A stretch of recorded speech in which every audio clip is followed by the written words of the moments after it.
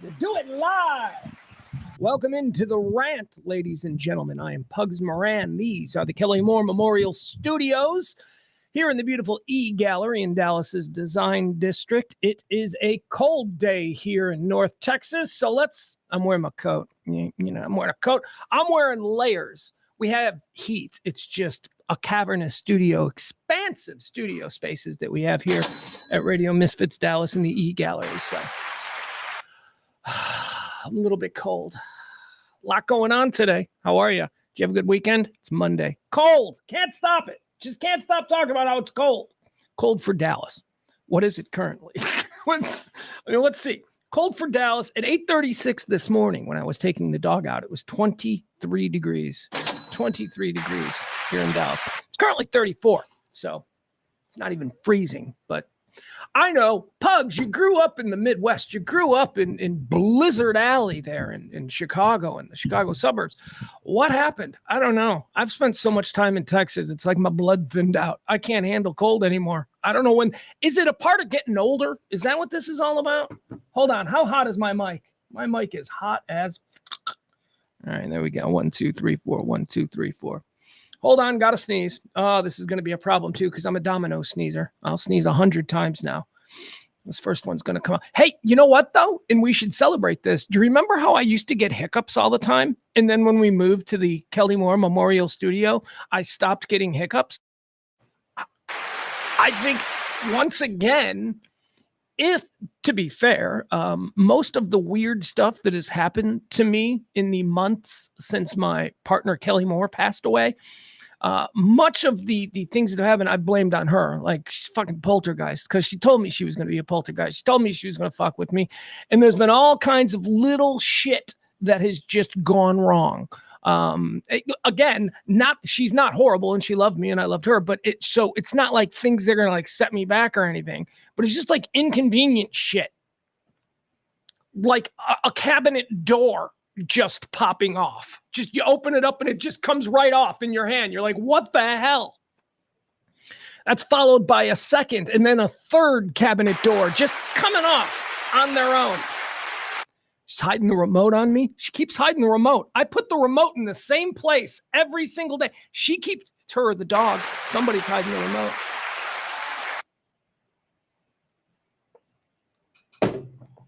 So my point is this.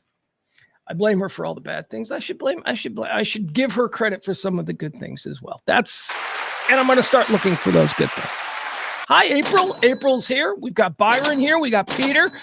Barney, let me say hi to the full chat room. Who else we got? It's early goings here. I'm going to make an attempt in 2025 to start the show as close to 12 o'clock as possible. Mikey D is here. That's always good. Sports bras are here. Keep seeing. Let me see. Share the show, guys. That should be a new thing. Like we're all doing resolutions, right? Oh, God, let me tell you about my resolutions. So I'm being better today. Now, like this is like I started today. I know most people are like, no, you're supposed to start on New Year's. Now, what are you nuts? New Year's fell in the middle of the week. And there was a weekend in football, and you can't start. This is back to the grind. Today is the official start of the year. So I decided today I'm going to start in my diet, which really just consists of me not eating nonstop bad processed food. I'm just going to start eating better food. That's all. I'm going to stop buying cheap. I mean, look, being broke sucks because when you shop for groceries at like Aldi and the Dollar Tree and shit like that, you're not going to get the most high quality stuff, but I can survive. I figured out how I can do it. So I'm going to start eating better. And here we go. Water. I'm going to start drinking water all day when the sun is out. If the sun is out, I'm drinking water. Now, I love my Coke Zero. Got to have my Coke Zero. But I think that's now being relegated to after sundown, just like weed or drinking, not during the day, unless it's a very special circumstance. So I'm drinking water now. And I've had like one sip in the last 4 hours. Because, I don't like water. I don't like water. Water is like wet air. That's all it is. It's That's what it tastes like. Water doesn't taste like anything. Do you know that this Friday coming up at the end of this week, it's famously known as Quitters Friday? Because it's the day that everybody quits on their resolutions, or at least most people. It's like, and this is a thing, I guess they came up with the health club organization, whatever the fitness trade organization is that puts out these things. But Quitters Friday is the day that the health club industry, are they still called health clubs? Gyms? What are they called now? That whole industry, it's when they notice that they're really crowded with everybody getting back in the gym on New Year's Day. And then it's the second Friday of January is known as Quitters Friday. So I thought about this. Why not just start? Don't even start until the Monday after Quitters Friday? That's solved problem. Now you're not working on anybody else's bad mojo. You know, Quitters Friday, people are like, well, I made it to Quitters Friday. No, don't even start until the Monday after. I mean, I'm not following my own rules because I'm starting today. But anyway, let's see here. April says she's got to do better about water consumption.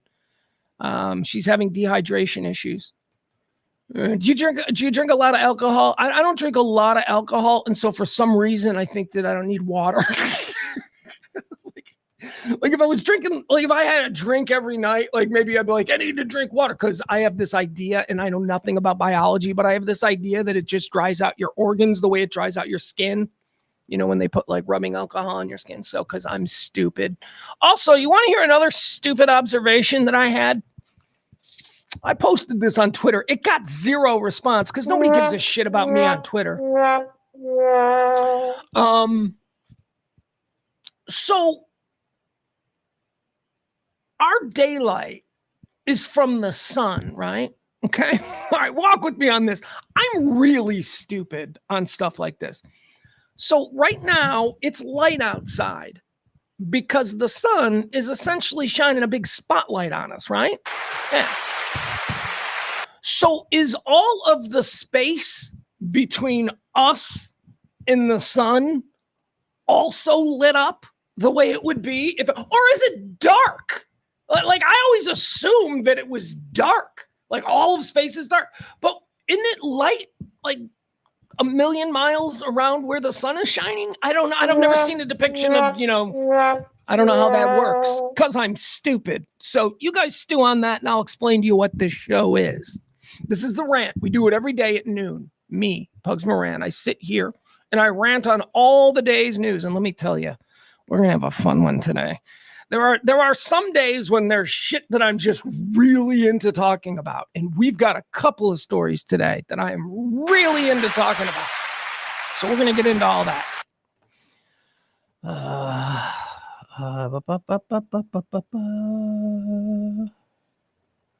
Hold on.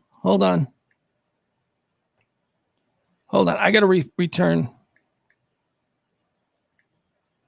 Hold on. I know this is terrible. This is a one-man band here.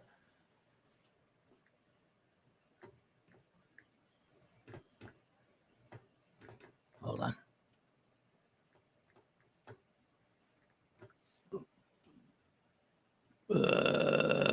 Sorry. Okay.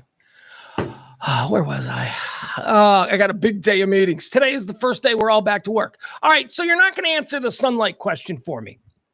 I didn't expect you people to know. I just want to know why. I have no idea. Well, I got a new follower on Blue Sky. That's what you can do for me.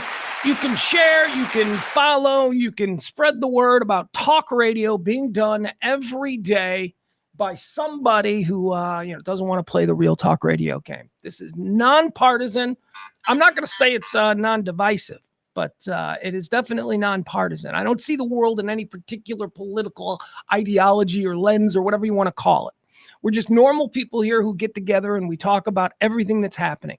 We got a chat room that I love, so please tell your friends, bring more friends. We should do more stuff. I should be more dialed in to doing more stuff.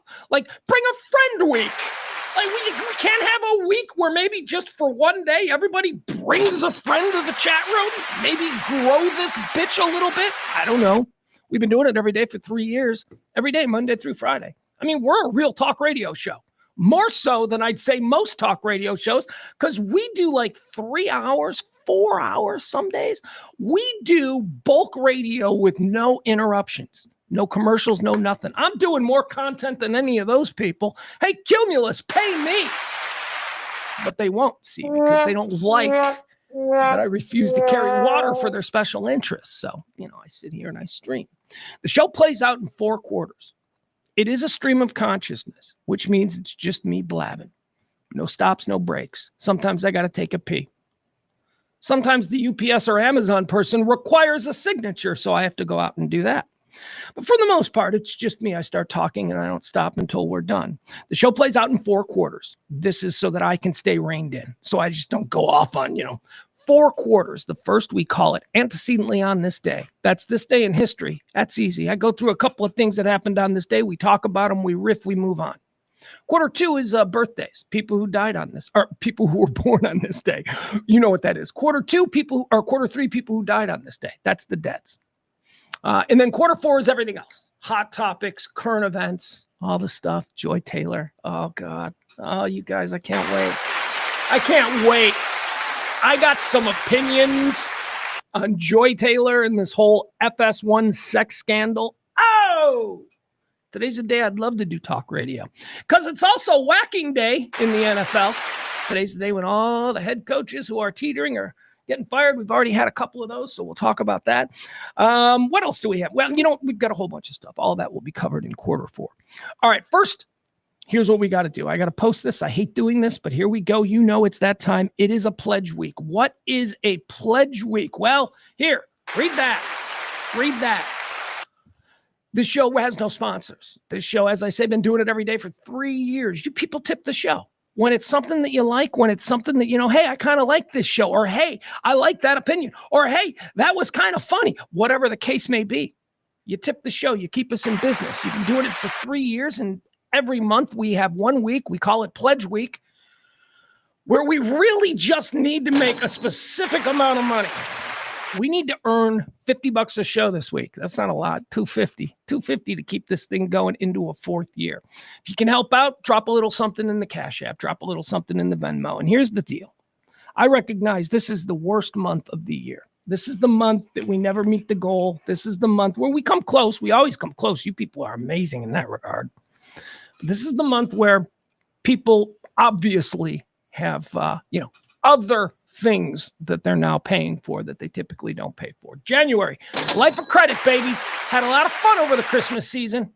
So I get that. So a lot of the regular people that we rely on maybe won't be able to help out. This is an opportunity for you, kind sir and lovely madam. If you are somebody who hangs out on this show, and maybe you do have a little extra money, I know we got people out there who are better off than others. If you can pick up the slack and are willing to at least drop a little something this month to get us to our goal, that would be magnificent. Let's give the Fabulous 15 a break this month. Although, not until we get to the number. Anyway, help us out if you can. I'm not going to, as I get more desperate in the week, we'll talk more about it. But yeah, that's where we stand right now. $250 a show every day for the next 5 days. And then we'll happily pay our bills a week late, as we always do. Oh, man, are you guys seriously? Hey, did you watch the Golden Globes last night? We're going to talk about that as well. We're going to play some clips. I got some thoughts on Nikki Glazer. Nikki Glazer, the comedian. I got some thoughts. People have opinions. Well, I've got one too, and I'll share that. We'll talk about the Golden Globes. We'll go through that. What we'll do is we'll go through. No, I'm not going to tell you. I was like, should I tell them something and peek their? No, I'm not going to do it. But we'll get into a whole breakdown. I got opinions on Nikki Glazer. I got opinions on Fox Sports. I got opinions on Canada. Oh, Canada. That's other big news today. But let's get started. Here we go. It is as we say. It is the Rant with me, Pugs Moran, live from the Kelly Moore Memorial Studios in the beautiful E Gallery in Dallas's Design District. This is said Rant for the 6th day of January, year of our Lord, 2025. Did you know? January 6th is the 6th day of the year. 360 remain until the end of the year. Let's get started with quarter one. We call it Antecedently on This Day. It's a look back at history and all of that good stuff. Every other radio show or talk show does some version of this. I call it Antecedently because I'm pretentious. All right, let's get started. Antecedently on this day, 1907, Maria Montessori opens her first school and daycare center for working class children in Rome, Italy. Montessori schools.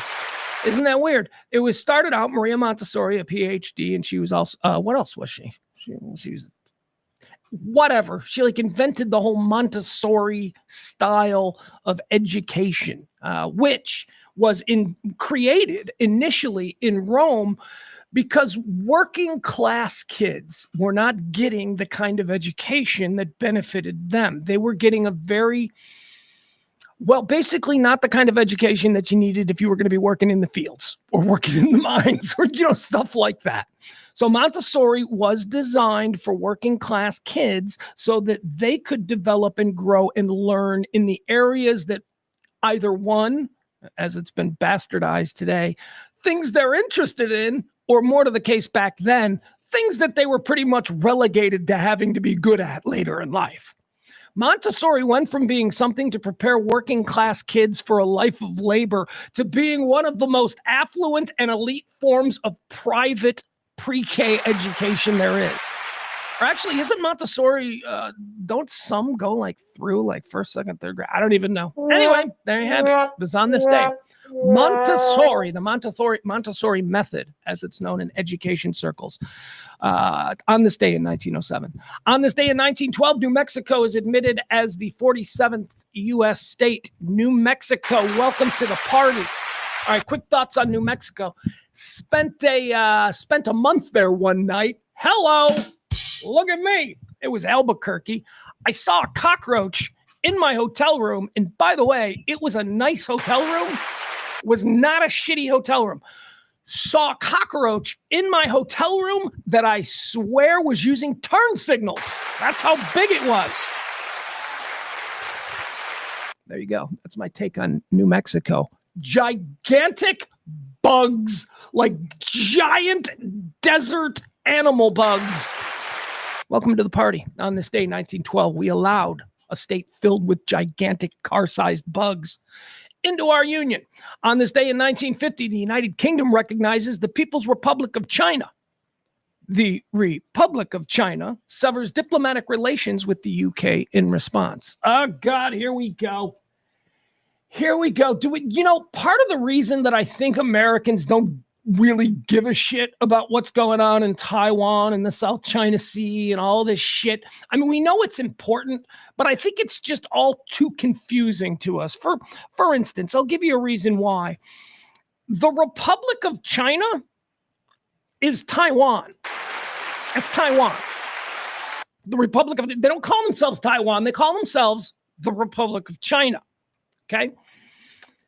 The People's Republic of China is actual China, the China that we know, the communist China. That's the People's Republic of China. The Republic of China is Taiwan, but we all call it Taiwan. And the flag, like what flags can fly where? It's all very, very fragile. Like the People's Republic of China flag is banned in the Republic of China, and the Republic of China flag is banned in the People's Republic of China. It's all very confusing, and we don't care. We're not going to spend that amount of time trying to learn about the situation going on over there. All right, on this day, 1950, the United Kingdom basically recognized communist China, and Taiwan got really upset. 1950, on this day in 1960, maybe change your name, Taiwan. Just go with Taiwan. What? Are you China? Why are you calling yourself the Republic of China? You're like an island, right? What is Taiwan? I don't know what Taiwan is now. It's all coming to me now. I have no idea what Taiwan is. What is it? A peninsula? What is it an island? I think it's an island. Like if I had to draw the map, God, that'd be fun. Wouldn't that be fun? Just get like a dude off the street and give him a white wall and a marker and say, draw the world. That's fun. We should do that. All right. Anyway, on this day, 1950, the United Kingdom caused all kinds of problems by recognizing the People's Republic of China, and that made the Republic. I don't care. Antecedently on this day, okay, guys, here we go. I wanted to run through these. Early on in the show, year one of the show, when we would do the antecedently a segment, which we're doing right now, I used to do plane crashes because I was always like, oh my God, plane crash. Oh my God, plane crash. And then it got to a point where there were so many plane crashes every day, I didn't want to fly anymore. I was like, this is having a real negative effect on my own. So I stopped doing plane crashes. And we were joking about, we would make a list, like maybe a book that I could sell in airports that just compiles all the plane crashes and what are the best days to fly. Like what day? Because every day of the year, there's like at least one or two plane crashes that have occurred between like 1950 in the year 2000. So anyway, I stopped doing plane crashes. I skip over them, right? Today, we got to do plane crashes. Today is don't fly. If you know somebody who's flying, I'm telling you, today is not a good day. On this day, 1960, National Airlines Flight 2511 is destroyed in midair while en route from New York City to Miami. On this day in 1968, Aeroflot Flight 1668 crashes near Olomouc. On this day in 1969, Allegheny Airlines Flight 737 crashes in Lafayette Township, McLean, Virginia. On this day in 1974, Aeroflot Flight H-75 crashes near Mukabjevglev. On this day in 1993, 4 people are killed when Lufthansa CityLine Flight 4653 crashes on approach to Charles de Gaulle Airport in France. Don't fly today! That's way too many plane crashes on this day. Does it have to do with the weather? Because it's winter?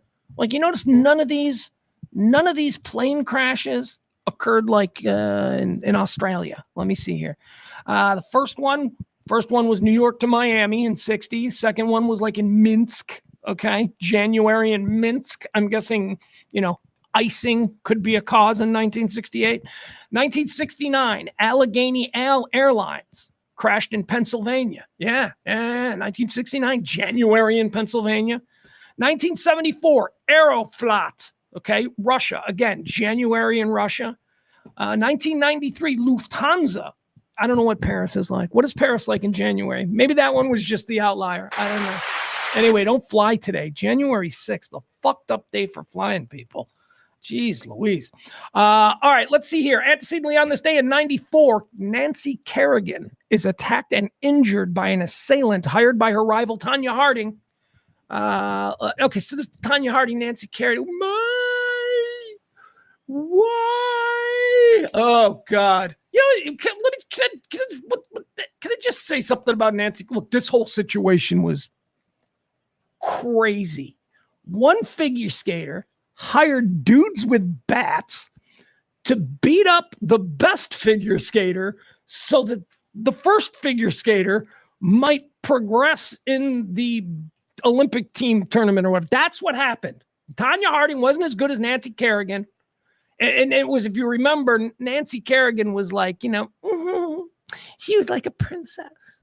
She came from a perfect family and she was perfect and all this. And then you had like, Tonya, who was like chain smoking cools back by the women's bathroom. Tonya came from trailer trash, but she was good. She was like this. Tonya, look, here's the thing that shouldn't be lost on people. Tonya Harding was really good. Tonya Harding was really good. And she may have been as good as Nancy Kerrigan. She may have been, who knows, but she didn't come from the same sort of pedigree that Nancy Kerrigan and some of the others did. So she was an outsider. And if you think that there isn't like an upper, if you don't think national women's figure skating is cliquey, I mean, come on, man, everything is cliquey. You don't think those people power corrupts. So all I'm saying is Tanya Harding probably was feeling a bit marginalized and all that, and maybe like she didn't have a fair shake, and that the only way that she could assure that she would be on the Olympic team was if Nancy Kerrigan was out of the running. So she had Shane Stant, right? Wasn't that his name? Remember her husband, Jeff Gillooly? And then they released a sex tape. Oh, it was just all so gross. I would, of course, famously myself get into a scuffle with Tanya Harding. Of course, she took her headphones off and threw them at me. She was awful. She was awful, Tanya Harding. Anyway, whatever. What are you going to do? Oh, here's the other thing. Here's what I'm going to leave you with. Nancy Kerrigan wasn't that hot. I remember this. I had this take on the radio back then in Chicago. People were like, man, she's hot. I'm like, no, she's not. She's not hot. She's attractive. She's got a horse face. Nancy Kerrigan had a big giant, like she wasn't hot. You know who was hot? You want to talk about hot figure skaters. You guys remember Katarina Witt?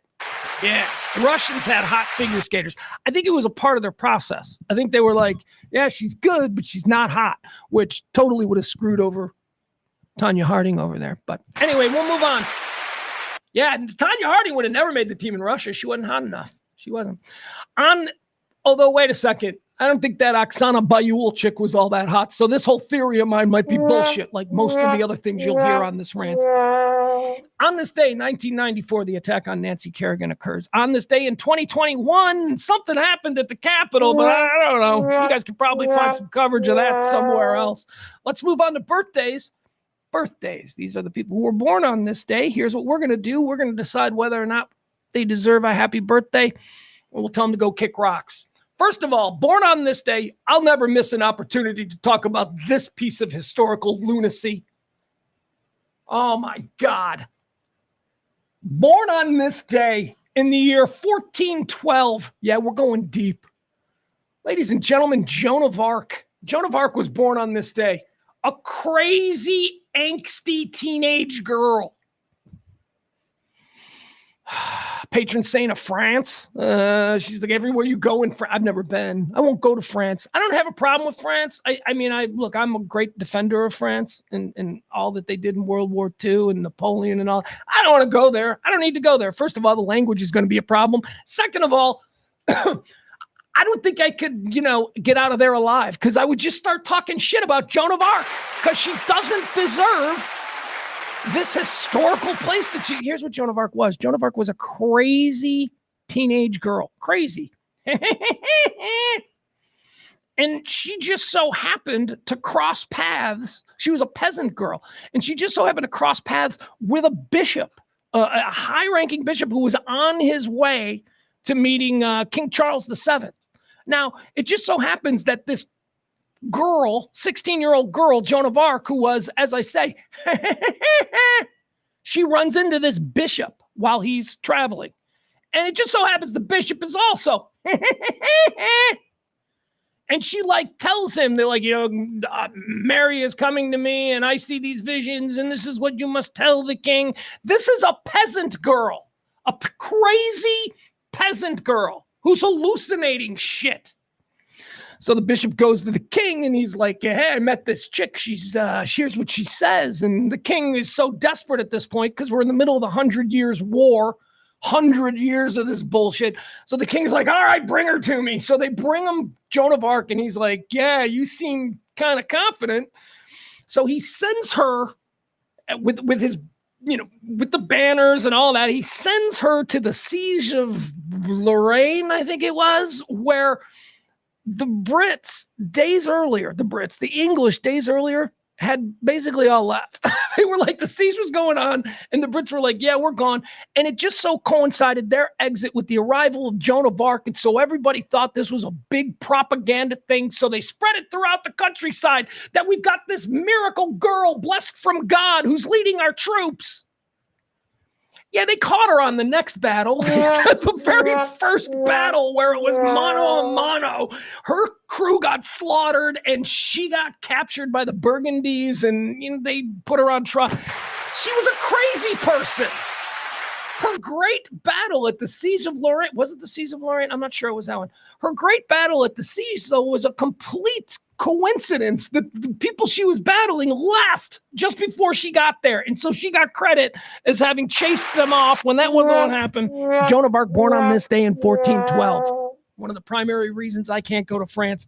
Born on this day in 1912, 500 years later. All right, we're going to talk about this. Ladies and gentlemen, American icon Danny Thomas. Danny Thomas, born on this day in 1912, American actor, comedian, producer, humanitarian. Humanitarian of the highest order. Danny Thomas gave away almost all his money to some Danny Thomas. Is it Shriners? No, it's not Shriners. I don't know what it is. Whatever that hospital is in Memphis that takes care of like sick kids, you know, whatever it is. I don't know. Whatever. Danny Thomas, humanitarian. Made life a lot easier for a lot of kids and their families who are going through some horrible things. Danny Thomas didn't die with a whole big pile of money. Willed it all to them. Danny Thomas, tremendous humanitarian. Danny Thomas also paid prostitutes to poop on glass top tables so that he could lay underneath it and watch. That was also Danny Thomas. That was also Danny Thomas. What have we learned here, people? Folks are complicated. People have a lot of different love. Yeah.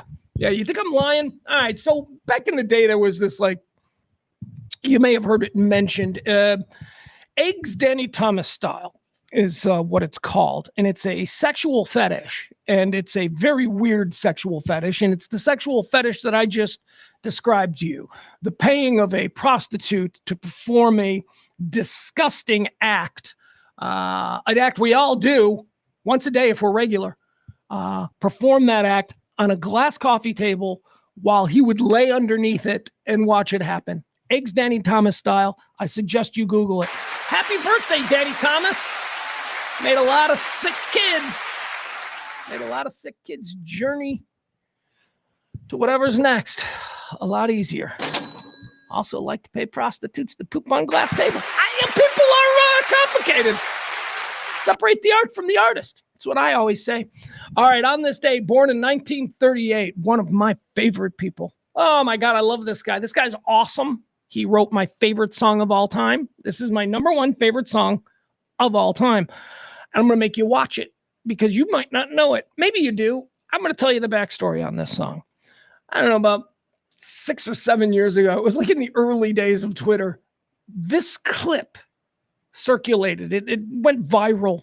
And I love it. It's like my second favorite clip viral clip of all time. First one being the one with the puppet show where they're like, we're all men, we're just normal men or whatever. That's my favorite one of all time. But my second favorite one was this Adrian Celentano clip. Adrian Celentano is an Italian musician. Adrian Celentano is they consider him like the father of Italian rock and roll. And, you know, he was around the 50s and 60s and all of that. Adrian Celentano, as I say, very big over there, very big in Europe, has sold over 150 million records. Okay, so before you're like, what? 150 million records. That's like more than Bon Jovi, okay? So the dude has sold records. He's a big star. In the 1960s, the British invasion, it also hit Italy. And he was an Italian music singer. He sang in Italian. And he sang rock and roll. And as I say, he was like the Italian Elvis. And he sang in Italian. But all of a sudden, he started getting knocked off the charts by all of these English language groups who were having hit songs in Italy. These people were enjoying music that they couldn't understand the lyrics to. And this really bothered Adriano Celentano. He was angered by it. He was like, you don't even know what you're listening to. So he said that anybody in this era of English-speaking rock and roll can have a hit record. So what he did was he went in the studio and he wrote a song. And it was all gibberish. All the lyrics are made up, right? And he released it on the charts because his argument was the Italian rock and roll audiences that are buying records will buy this with the same. Why? Because English music, the Rolling Stones, the Beatles sound like gibberish to the Italian ear. So he wrote a song that went on to be my favorite song of all time. It's called Prison Colonense and Cuso. That is a made-up word, and the reason it's my favorite song of all time is because about 5 years ago, I offered my son, who was 10 years old at the time, $50 if he could memorize and then perform this song for me, and he did it. And to this day, my 15-year-old son and I, we love this song. Check it out. My favorite song of all time. Again, it's all gibberish. It's not a foreign language. You're the cold maze, say one prison calling and choose all. All right. So I want to tell you that the first time, that's him. That's Adriano Celentano. This is from the late 60s, or I guess 1973. It says it right there. When I first saw this, I thought this guy was Sacha Baron Cohen. I thought the viral video was Sacha Baron Cohen doing something kooky again. But no, then I learned it's a real guy.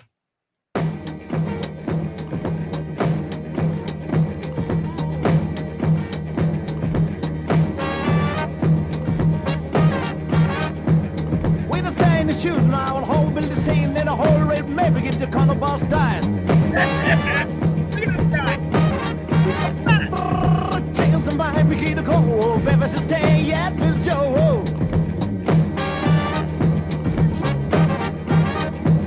When I stay in the shoes now, I'll hold the scene in a whole red maybe get the corner boss dying. But it's a shame I should have called me Steen. Okay, here's what I'll say. It's an offbeat groove, but it's a great groove once you get into it. Once you find, it's hard to slide into this groove because it's off time and it's a bit intrusive. Whereas some of the instruments are a bit intrusive, but if you get, it's a great groove. Never trouble, never judge a God, baby, this jam. You the cover not choose, not right, but not sure. Hope, this again, not the cover, no fine. Oh, but never sustain, light the shoes of my man. You would cost you the best called to raid the girls. All right, we're about to meet his wife. His wife is all, they're like a power couple in Italian music. His wife is about to stand up and sing like one line. Oh, something. My eyes, mine says that, and he got some going pizza. Eyes. You the cold maze, say one prison calling and choose all. All right.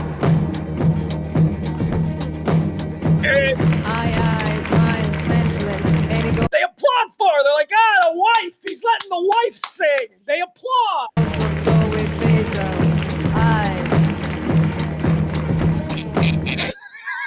This guy rules. I don't know what is up with Adrian Celestano. Anyway, that's Prison Colonense and Cuso. I do want to show you one thing. If you think that he was just a flash in the pan, this is from a couple of years ago. Okay, this is like Italian or Euro music celebration. I don't know what it is. But here you go. Check this out.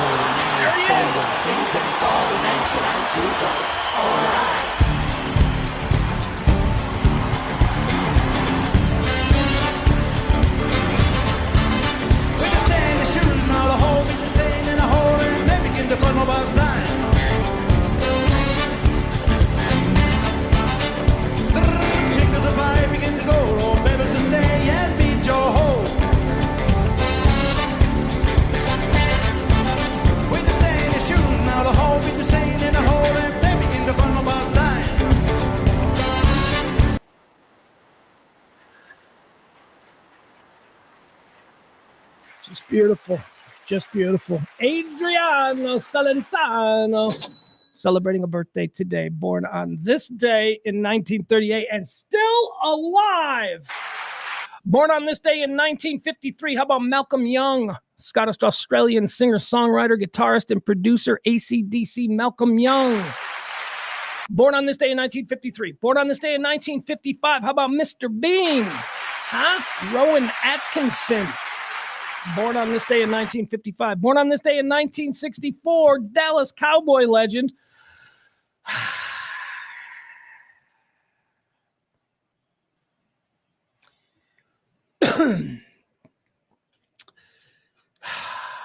I dated a girl briefly who had previously dated this person. And, there's certain, if you're a dude, like there's certain people you don't want to follow, It's like you don't want to be also another guy that was, anyway, happy birthday. Dallas Cowboy legend, Charles Haley. Charles Haley. Yeah, you don't want to sexually follow Charles Haley. And I didn't directly follow him. There was probably, a good 10 years in between. But still, you don't want to sexually follow a Charles Haley. Born on this day in 1964. Born on this day in 1968. The great and not to be forgotten John Singleton. Boys in the Hood. I like Singleton. Born on this day in 1969, Norman Reedus. Who's that, Pugs? Boondock Saints, of course, but also Daryl. Daryl from Walking Dead. Right, Daryl? Daryl from Walking Dead. Norman Reedus, born on this day in 1969. That is an ugly man. You women are nuts. You women are insane. He was a Calvin Klein underwear model. This dude looks like he went through like a car wash where they replaced the brushes with hatchets. Norman Reedus is a sex. I got to look at this. All right, you women, hold on. Let me pull this up. Let's see. Again, is this like Pete Davidson? These other guys that you women turn into hot dudes who I look at and I'm like, look, I get George Clooney, I get Brad Pitt, I get Leonardo DiCaprio. Here's what I don't get. I don't get this guy. I don't get Norman Reedus, born on this day in 19... Wait, is this right? Yeah, I think that's right. Look at him. That is not a handsome man. That is not a handsome man. His hair is always greasy. He just looks... Ugh, he looks dirty. He looks like a homeless guy that you fished out of the park and then went, we've got a morning show here in Dayton. We're going to turn a homeless man from not to hot. I mean, but even if they did that, they'd wash his fucking hair. Ugh.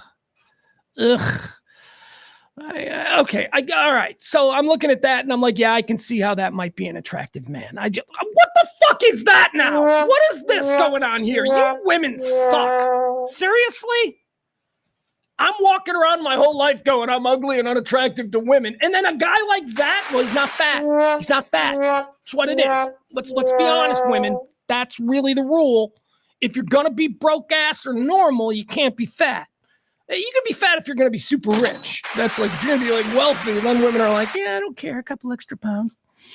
All right, let's keep going here. Norman Reedus, born on this day in 1969. Born on this day in 1984, one of the most overrated personalities, one of the most overrated characters, and somebody who I've always said, yeah, overrated, little overrated. And now, when it comes to her place in Saturday Night Live history, but now we're like years after she's left, and she ain't a big star. Nope, sorry. All you people are like, she's too big for that. No, sorry. Doesn't really do it. Funny. Yeah, she's funny. She's not great. Happy birthday. Born on this day in 1984, Kate McKinnon. Not great. You people like when you people are doing the same thing with Bowen Yang. And I'm like, what? Really? You guys have made Bowen Yang into like a superstar, like he's the most known person on Saturday Night Live. You're doing it again. You're doing it again. You did it with Kate McKinnon, and now you're doing it with Bowen Yang. Stop it. Everybody knows the most valuable person on Saturday Night Live is, without question, Michael Che. Michael Che brings the edge. Born on this day in 1984, Kate McKinnon. Born on this day in 1994. And just with every passing day, with every passing quote, with every passing little video clip that I see of this guy, it might be quickly becoming one of my favorite professional athletes of all time. Born on this day in 1994, the absolutely lovely Jameis Winston. Jameis Winston is like, are those angel wings that he is such a nice, good-natured friend. I mean, this all started years ago. I mean, remember when he was in New Orleans, there like a viral video went around because Jameis Winston was driving down the street and he saw some kid throwing a little kid throwing a football up in the air. So he pulls his car over and the mom runs out with a camera. I mean, I don't know if that was real or faked or whatever. At the time, people were like, this is why people love Jameis. And then other people were like, that's totally staged. Dude, I don't know. I don't, Russell Wilson is the type that might stage something like that. But I think Jameis Winston is just a really good, big, happy kid. I just think that's what Jameis Winston is. I root for him. I really do. Jameis Winston, born on this day in 1994, American football player, currently with the Cleveland Browns. All right, let's do some deads. Quarter three. These are the people who've died. These are the people who've died. Folks who've passed away on this day, we like to open up their life's resume and decide whether or not they went to heaven or banished to the hellfires below. How are we doing on deads today? Let me see. Oh, boy, excuse me. It was a belch. I shouldn't have done that. Dead on this day. Here's one of local note. Dead on this day in 2013, Ruth Carter Stevenson. Ruth Carter Stevenson is, of course, the daughter of Amon Carter, who is, of course, founder of the Fort Worth Star-Telegram, big media mogul here in North Texas. Ruth Carter Stevenson, she used all of her money to accumulate one of the largest art collections, private art collections in the world. And now we can see her art collection in the Amon Carter Museum of American Art. She's going to hell. If you have accumulated enough art through your personal that you can fill a world-class museum like the Amon Carter Museum of Art, you're not spending your money right, bitch. I'm sorry. Really? Art? Talk about the stupidest thing that you can spend wealth on. That is the, I say from the e-gallery. I should probably. All I'm saying is this. You don't go to heaven because you had so much money that you were able to accumulate one of the world's great art collections. You and Saddam Hussein and Hitler. Yeah, Hitler. At the time that the Nazi regime fell, Hitler was the world's largest and had the most valuable art collection in the world. It was all stolen. Like he owned the Sphinx. Like it's part of my, I can't do a German accent. Sphinx was part of his personal. The pyramids were a part of Hitler's personal. Anyway, all I'm saying is this. Nobody who accumulates that kind of an art collection is ever a good person. Ever. Dead on this day in 2013. Ruth Carter Stevenson. Dead on this day in 2022. Peter Bogdanovich,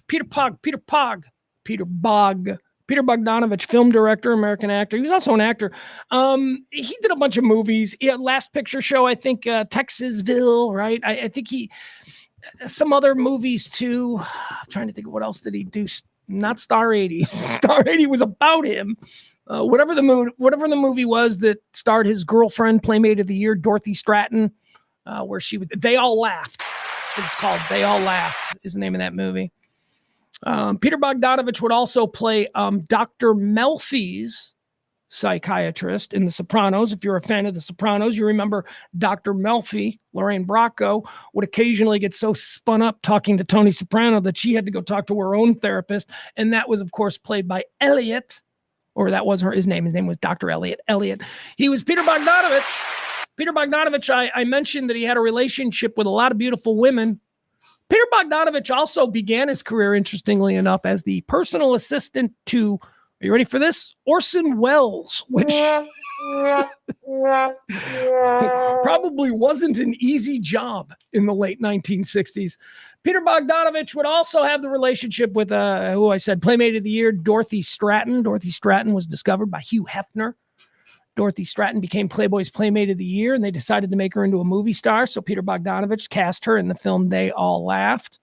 And while they were filming it, Dorothy Stratton's boyfriend, Paul Schrader? No, that's the director. Paul killed her. They made the movie Star 80. I don't know if you've ever seen Star 80, starring Mariel Hemingway and Eric Roberts. But man, oh man, Peter Bogdanovich, film director from the crazy 1970s, absolutely went to hell. Dead on this day in 2022, Sidney Poitier, Bahamian actor, director, diplomat, great humanitarian, a dude who basically put his A-list career on hold for a great part of the 1970s, 80s, so that he could concentrate on, using his stardom to actually enact change in different parts of the world. Sidney Poitier's in heaven. He was a good person. He was a very good person. All right, there you have it. That's the first 3/4 of today's show. We've gotten through the birthdays and the antecedently and the deads. Now's the time that I remind you one more time. Please take a look at down there. It is Pledge Week here on the show, so if you can help out, that would be great. Certainly appreciate it. You can support this show anytime. I'll put the Venmo and the Cash App right there. Those are the preferred methods. Those in giant bags of cash left out in front of the Kelly Moore Memorial Studio. Hold on, I need a drink of water because I'm drinking water now because this is going to be a thing in 2025.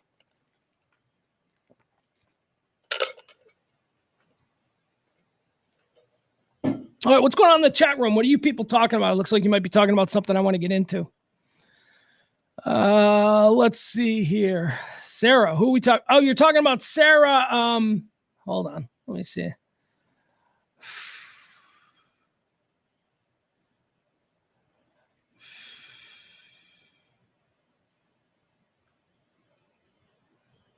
A lot of people actually think or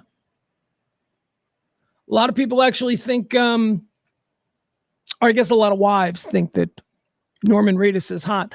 All right, Rob Barr asks, what's your thoughts on Heidi Gardner, one of the all-time greats? Heidi Gardner is incredible. Heidi Gardner, you needed, when we lost Kristen Wiig, we needed somebody to be that kind of, and we got Heidi Gardner.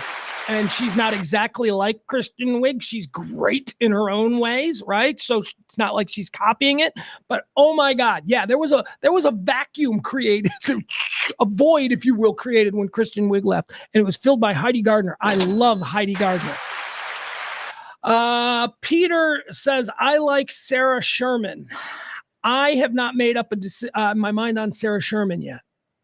I don't know about Sarah Sherman. Here's why. I was familiar with Sarah Sherman before she joined Saturday Night Live, and I thought she was absolutely repulsive. Sarah Sherman is a very well-known underground body horror comedian. This is a style of comedy that exists. It's big in Chicago, which is surprisingly enough where she came from. But it's body horror, gross out, whatever it is. But it is humor. It is comedians whose content almost completely revolve on the disgusting things the human body does or problems. Well, I mean, you see it in her stuff. All the stuff that Sarah Sherman is involved in has like warts or pimples or, that's her. And I don't know. I don't know how I feel about that. She seems likable. She does, but I don't know. I don't know yet. Give me a couple of more episodes before I make my mind up about her. Let's see. What other women's? I love Ego Woden. I love her. She has quietly been doing all the heavy lifting for women of color, for sure, but also just, minority women in general on that show. She was brought on, Ego Woden was brought on at the same time as that Leslie chick. I forgot her name.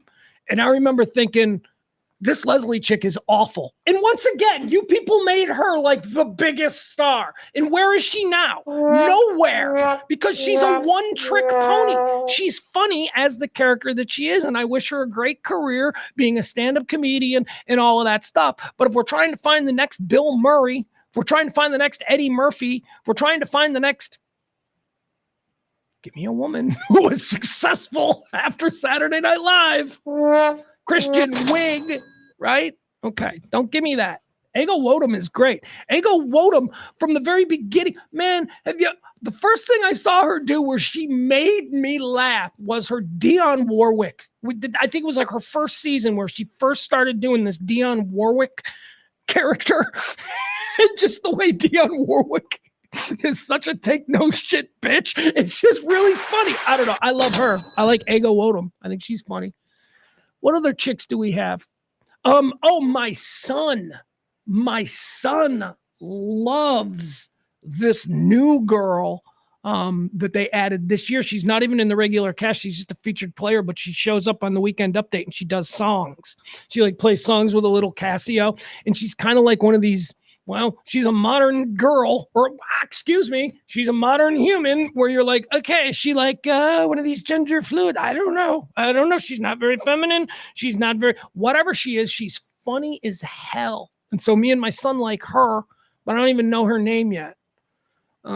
He says she's really big on TikTok. He like knew her from TikTok before he saw her on Saturday Night Live. So let's see here. Leslie Jones is who I'm looking for. Leslie Jones is the one who I think is a little overrated. All right, that's enough. Let's get into all the topics that we got to talk about today. Quarter four. Let's run through this here.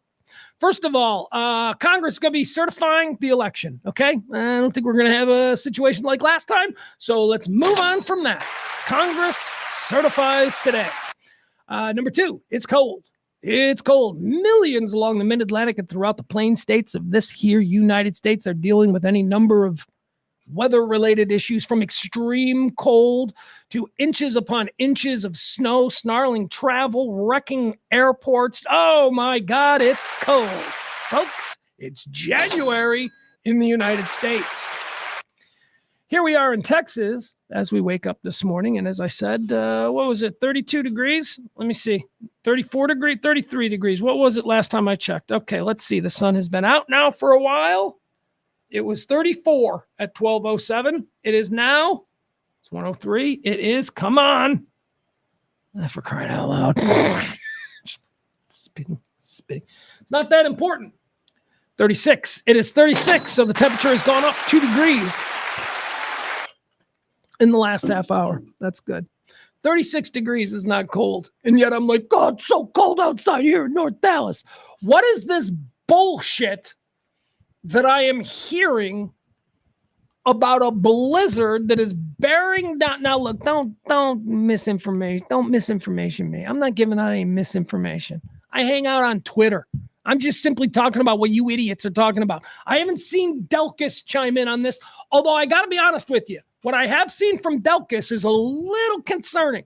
Pete Delkus, of course, our weatherman of record here in North Texas. Pete Delkus on Twitter has been saying, look, guys, I don't want to freak everybody out, but maybe we get a little prepared for something that might be coming here later in the week. People are on Twitter saying 15 inches of snow for North Texas, ladies and gentlemen, as we wake up on Friday morning. 15. Can I get closer to the camera? 15. All right, hold on. Time out, folks. Hold on. Johnny Southside here. I grew up with shoveling snow and blizzards and school closings. And okay. So I've been through this a time or two in my life. Let me tell y'all something about North Texas. 15 inches of snow in one 24-hour period in North Texas is an apocalypse level event. And I'm not even remotely kidding. That amount of snow, 15 inches, 1.3 inches, which depending on how the wind is blowing, and it looks like this is going to be carried in on some strong winds, we're talking about 30-foot drifts. 30-foot drifts of snow in North Texas, which, and this is another problem, is flat. You're all flat here. This snow is not only going to drift, but it's going to blow and it's going to be horizontal. It's not going to be slamming into any sort of trees or any sort of hills or valleys. No. A blizzard that could bring 15 inches of snow to North Texas is an apocalypse level event in 2025. I promised you this. So that ain't happening. We got no plows, okay? We've got we got Cletus and Goober in the city of Dallas has like 3 plows, and then they've got other dudes who they can call in a pinch. We don't have plows. There needs to be 2,000 plows for North Texas, 2,000 gigantic city or county or state-owned plows, at least 2,000. And they got to be everywhere, and they got to be everywhere the minute the snow stops and before. You got to put the guys out early to do. Here's the other thing we don't have here. 15 inches of snow. We don't have salt.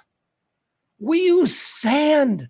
And using sand is fine because for a place that doesn't get much snowfall, you don't have to spend the millions and millions of budget to house the salt. Because unlike sand, salt needs to be stored differently. So you need to build these different structures. You go up north, you drive down the highways, you'll see, especially in like Wisconsin, Illinois, Ohio, Indiana, you'll see these giant igloos on the side of the road, these giant Indian igloos. And you're like, wow, look at that. Those are filled with salt.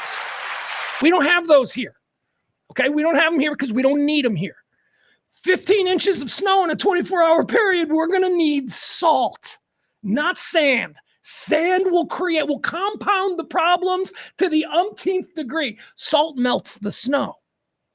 However, that's also a problem here because when the snow actually does melt, if 15 inches of snow were to melt, and by the way, make no joke, it's going to melt like within 12 hours, okay? 15 inches of snow is going to melt instantly here in Texas because it'll be 45, like an hour after, then it'll be 50. Like it's going to melt quick. Remember what I told you about how we got nothing but flat here? Guess what happens when 15 inches of snow instantly melts? You've got flash flooding. Okay, that's all rainwater that's just on the ground. And now it's going to melt, and we're going to have flash flooding everywhere. We're going to have lakes spring up where just snow was sitting, and now oh my God, look, Irving Mall is now a lake. So 15 inches of snow. Let's tap the brakes there. I don't think that is insane. Myron says we use a brine. You've seen what is a brine? I don't know what a brine is. We use brine now, Peter says too. Okay, so you've stepped it up. That's good. I don't know what brine is. Is that like weather salt? I don't know.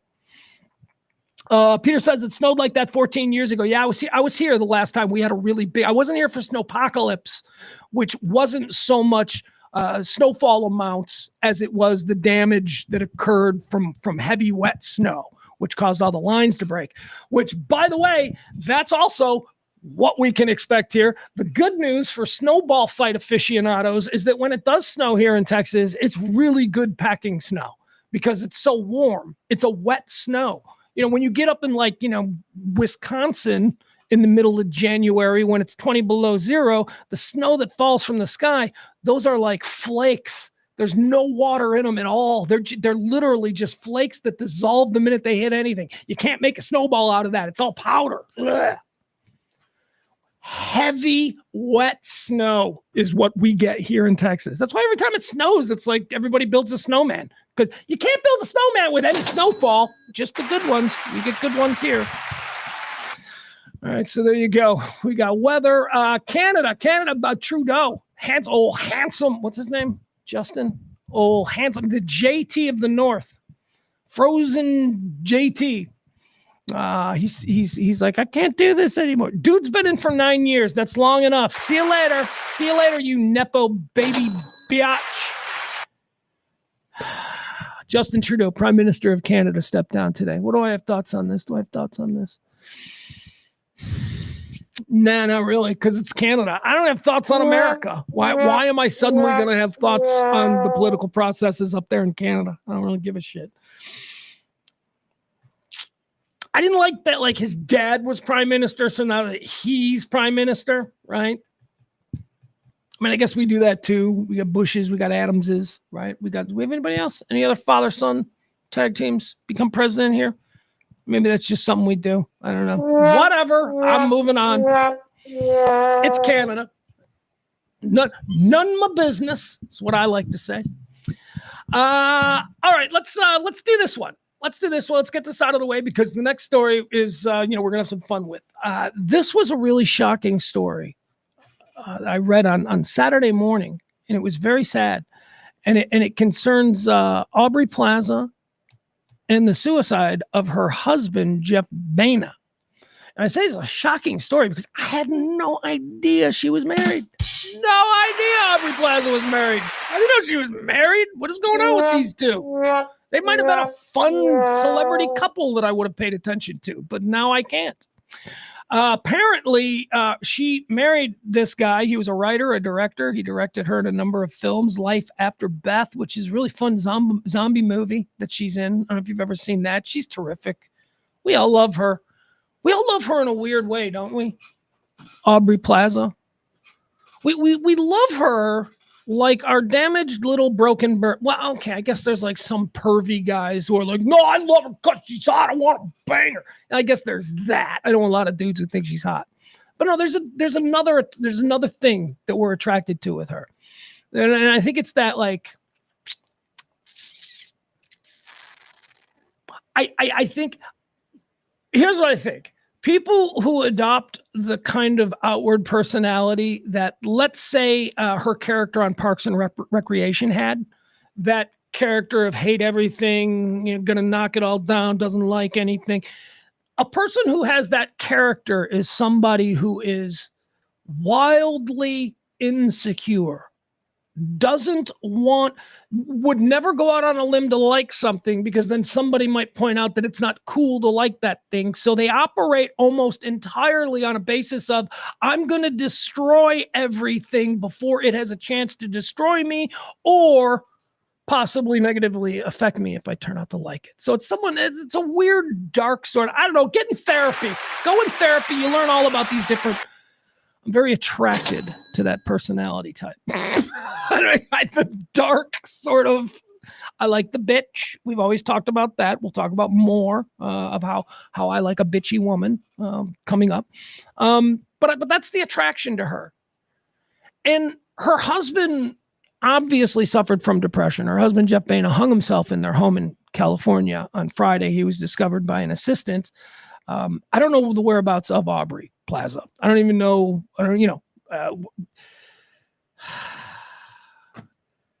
I mean, you kill yourself.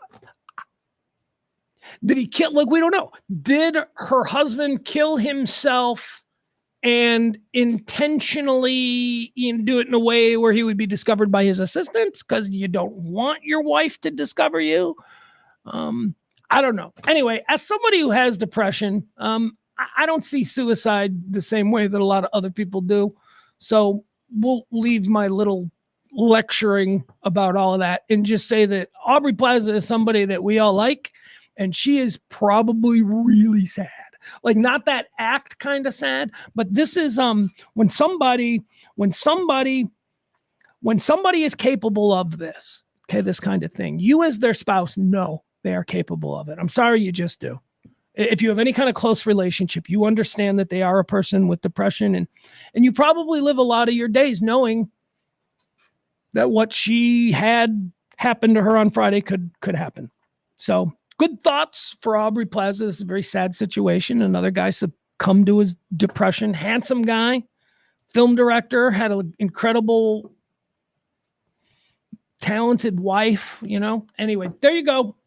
Very sad. Aubrey Plaza's husband, Jeff Baena, committed suicide on Friday. And there you go. All right. Now, I wanted to get that out of the way because that was kind of a serious story. And this next story is absolutely not serious. This next story isn't serious at all.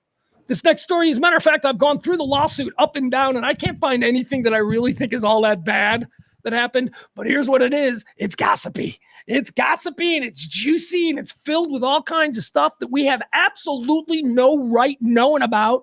But when we find out about it, we're like, yeah, tell me more. And that is, of course, the situation that unfolded late last night at FS1, Fox Sports 1.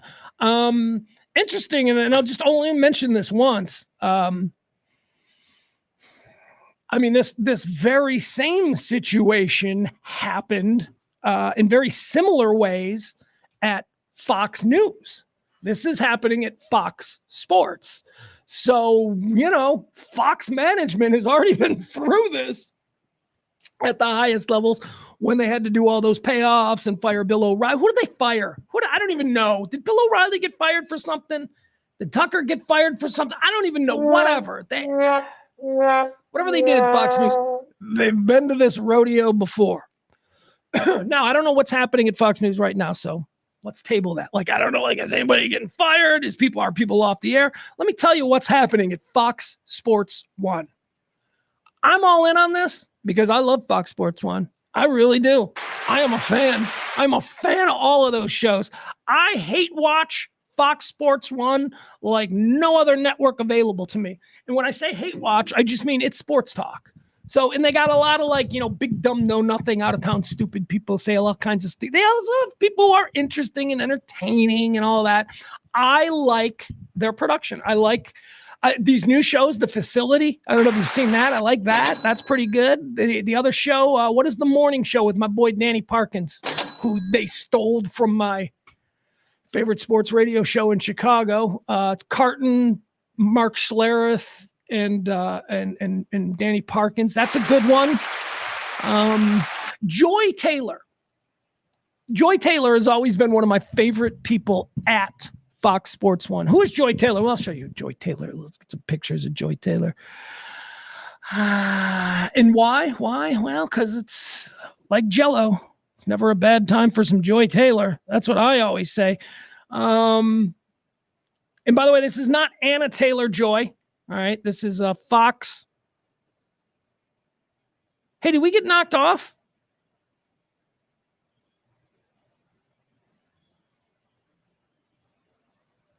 Can you guys hear me? Huh. Yeah, I know my video is down. No idea what happened. All right, maybe we'll just... Why on earth did that happen?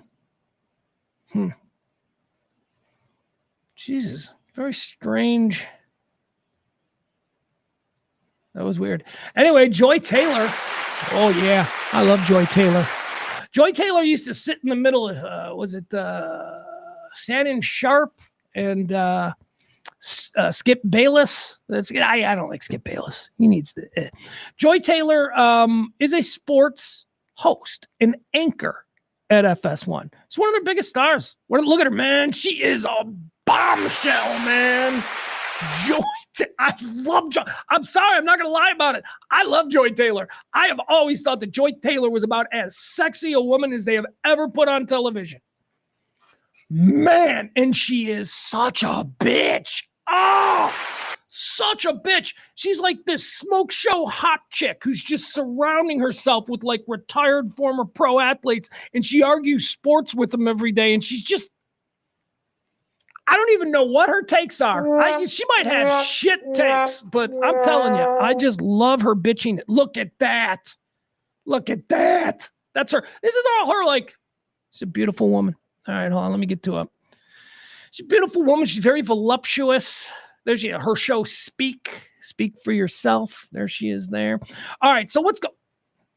Let's just leave that there so we know what we're working with. That is a bombshell, Joy Taylor. So here's what's happening. So a hairdresser at Fox Sports 1, a person who cuts everybody's hair for these shows, has gone to the authorities, if you will. And by that, I mean she's filed a civil suit. She's filed a civil case against her employers at FS1. And she is named in the case. Oh, my God, she's name-checking some people. Most notably, Joy Taylor, Skip Bayless, Shannon Sharp, Mr. Dixon, Charles Dixon, want to get the name right. He's an executive at Fox Sports 1. And the most interesting one, and we'll get to this in a moment, her current co-host, Emmanuel Acho. All right, not Sam Acho. Sam Acho played for the Bears. Okay, Emmanuel Acho. All right, so the hairdresser, I'm going to read you the story. I don't need to, look, I have got so much information on this. Let's go through the charges, okay? All right, let's do that. And by the end of this, you'll know exactly what's happening there at Fox Sports 1 and all of these sports shows. Let's see here. Allegations range from sexual harassment, racist remarks, and numerous cases of infidelity. So remember, these are all charges being asserted by a former hairdresser who was let go in August. On Sunday evening, news broke that Fox Sports, several prominent on-air personalities, and an executive had been named defendants in a wide-ranging workplace misconduct lawsuit filed in California. The suit, brought by a former Fox Sports hairstylist, Nushin Faraji,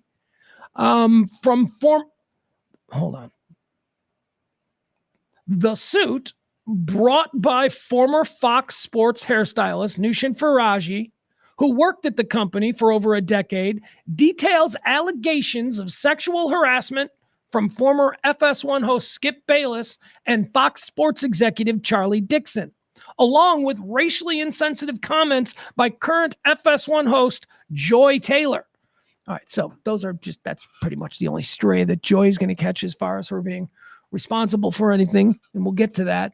But the details, the side dish that we learn about the behavior of Joy Taylor, it was like reading penthouse letters last night. For a guy like me, Fox issued the following statement to Front Office Sports. That's the article that I'm reading here. Actually, they're the ones who broke it. I'm reading this from Awful Announcing. Here's what Fox Sports says. We take these allegations seriously and have no further comment at this time, given this pending litigation. The allegations span several years and implicate numerous Fox Sports employees and on-air talents. Below are some of the most stunning accusations in the lawsuit. All right, here we go. This is the big one that everybody's talking about. So again, the hairstylist says that Skip Bayless offered her $1.5 million for sex. 1.5. Now, how much are they paying Skip Bayless?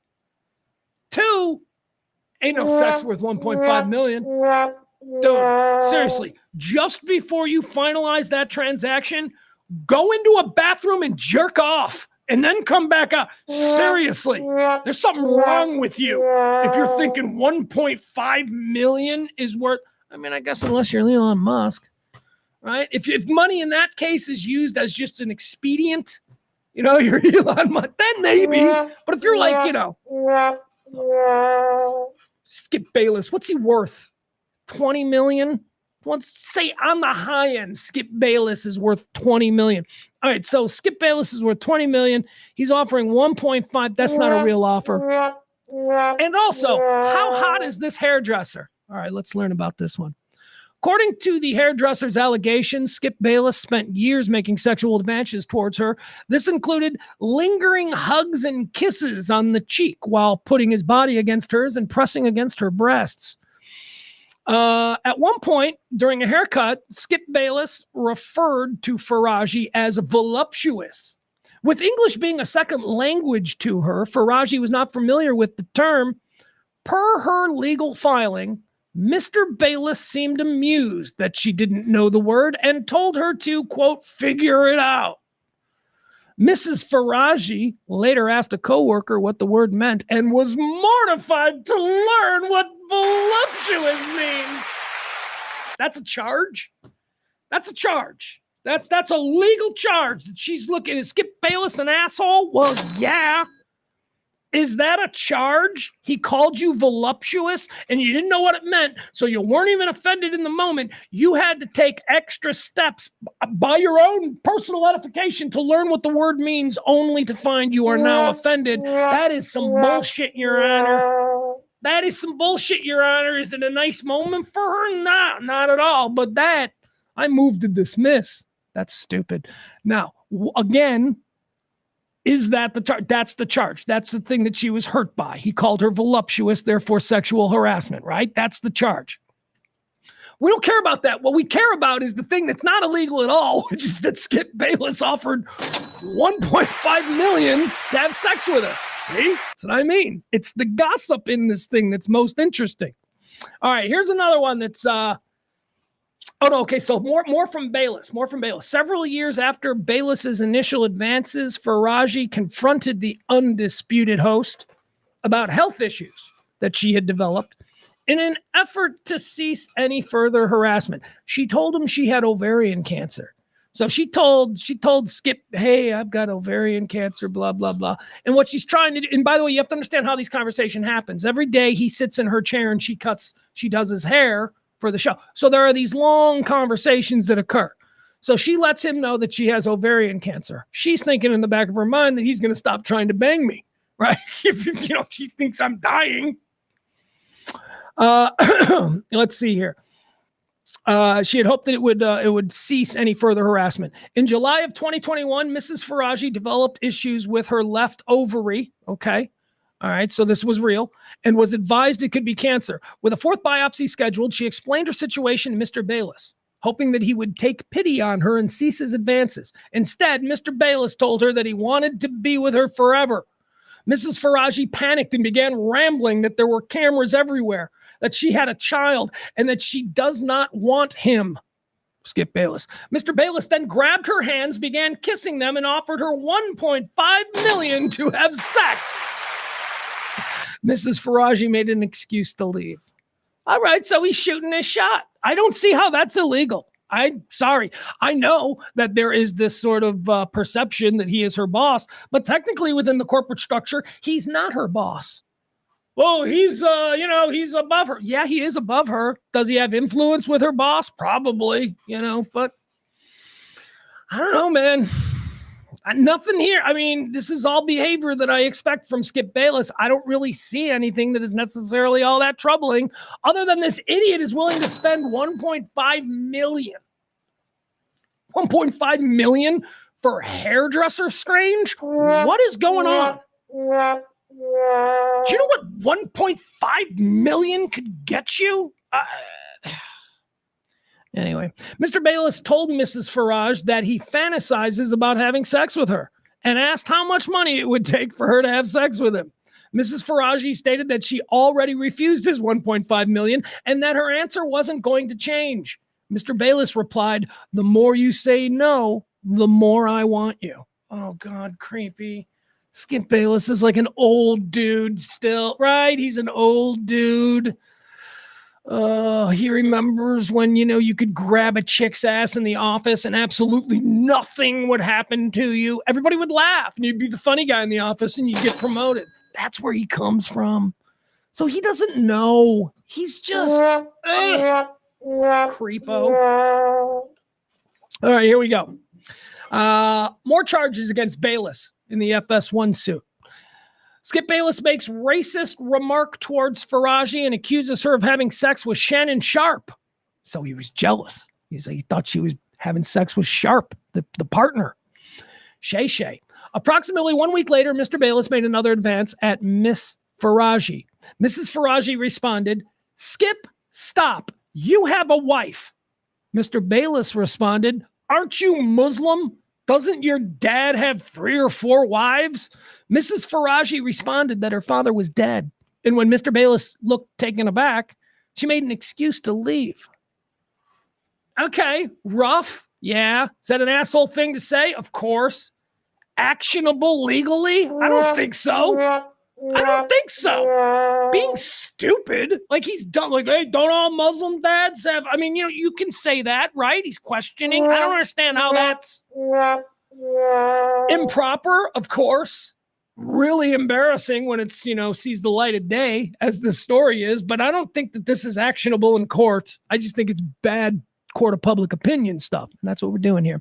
After Faraji had repeatedly shut down Bayless's advances, the FS1 host accused her of having sex with his undisputed co-host and professional rival, Shannon Sharp. Here's a quote. Mrs. Faraji's job was threatened because she does not sleep with Mr. Bayless. Mr. Bayless answered the door, and before Mrs. Faraji could speak, he began to angrily accuse. Okay, so she had to go to his dressing room, and he opened the door, and before she could say why she was there, because I don't know, maybe he left the hairpiece or something. I don't know, whatever. But he started lecturing her about why she shouldn't sleep or be sleeping with Shannon Sharp, which we don't know. She denied. She says, I never slept with Shannon Sharp, but I think she totally slept with Shannon Sharp. Okay. So that's some Skip Bayless stuff and his involvement with the hairdresser who's brought charges against almost everybody at FS1. I don't really see anything there. He's an asshole. That's it. He should be fired. Probably get fired because it's bad for court of public opinion. But what about the actual civil court system? I don't see it being a big problem. I really don't. I see settlements coming. I see this being more embarrassing the more it plays out. They need it to go away, and she needs to get paid in order to do that. Fox executive Charlie Dixon, he's one of the most important people at Fox. He's one of the top programming guys, okay? He gave Joy Taylor the show Undisputed as a reward for sex. That's right. This is where we get into the good penthousey leather stuff concerning Joy Taylor. Here's what it says. Before landing her major role as the host and moderator of Undisputed, Faraji, the hairdresser, alleges that Joy Taylor engaged in a sexual relationship with Fox Sports executive Charlie Dixon. He is the executive responsible for content decisions. She did this to secure the position on the show. According to the lawsuit, this alleged arrangement helped Taylor secure the job, but ultimately contributed to the breakdown of her marriage shortly after tying the knot. So she had moved from Miami to Los Angeles to pursue TV work at Fox Sports 1. She had a husband she left, Joy Taylor, back in Miami. She immediately landed in Hollywood and started having, at least if you believe the hairdresser, affairs with multiple people. First of all, the executive, she was a spare. She was a update girl for some Fox radio thing. And all of a sudden, she's front and center on TV wearing low-cut dresses and turning a nation filled with teenage boys inside out every day. How did that happen? Well, it turns out she was banging Charlie Dixon. Charlie Dixon, the executive. He gave her Undisputed to the point that, as Skip Bayless is mentioned here again, Skip Bayless was against the hiring of Joy Taylor. He didn't want her on the set. He wanted somebody else. He didn't think she wasn't a known. She was a nobody. Skip Bayless was like, no, I don't think she's good. Charlie Dixon, the executive, went to Skip Bayless and said, please do it as a favor for me. And so Skip Bayless is like, all right, fine. And that's how we got that show. Skip Bayless hated her the whole time she was there. He would go to executives because apparently Skip was a guy who had power. He would go to executives and he would complain about her. In approximately May of 2016, Miss Taylor asked the hairdresser if she would meet for a drink in Santa Monica. All right, so you get this. So obviously, Joy Taylor's hair probably takes a lot of time. And the hairdresser works with Joy Taylor's hair every single day. And so they're girls, and they're like, we should get a drink after work. So they became friends. The hairdresser and Joy Taylor became friends because, as Joy explained, she had just moved from Miami, didn't know anybody in Los Angeles, and, was kind of lonely. In approximately May, Miss Taylor, 2016, Miss Taylor asked Miss Faraji to meet for a drink in Santa Monica. When Miss Faraji arrived, she found Joy Taylor with an older man, Fox Sports Executive Vice President of Content, Mr. Dixon. As Executive Vice President, Mr. Dixon is responsible for overseeing all content and production on FS1. Miss Faraji, however, did not know Mr. Dixon. So basically, this happens another time with another Fox News personality where Joy Taylor's like, let's meet for drinks. And it happens multiple times with this guy, Charlie Dixon. Here's what Joy Taylor was doing. She was using the hairstylist as cover to be able to meet with these men in bars. So it wasn't just Joy Taylor meeting with hanging out with a Fox News. No, there was always this other girl, the hairstylist, who was brought along. She saw everything. This happened one more time with Emmanuel Acho. Emmanuel Acho, who is currently her co-host on, I don't even know what that show is called. Is it The Facility? Is that what it is? Emmanuel Acho, who is the most irritating new voice in sports television.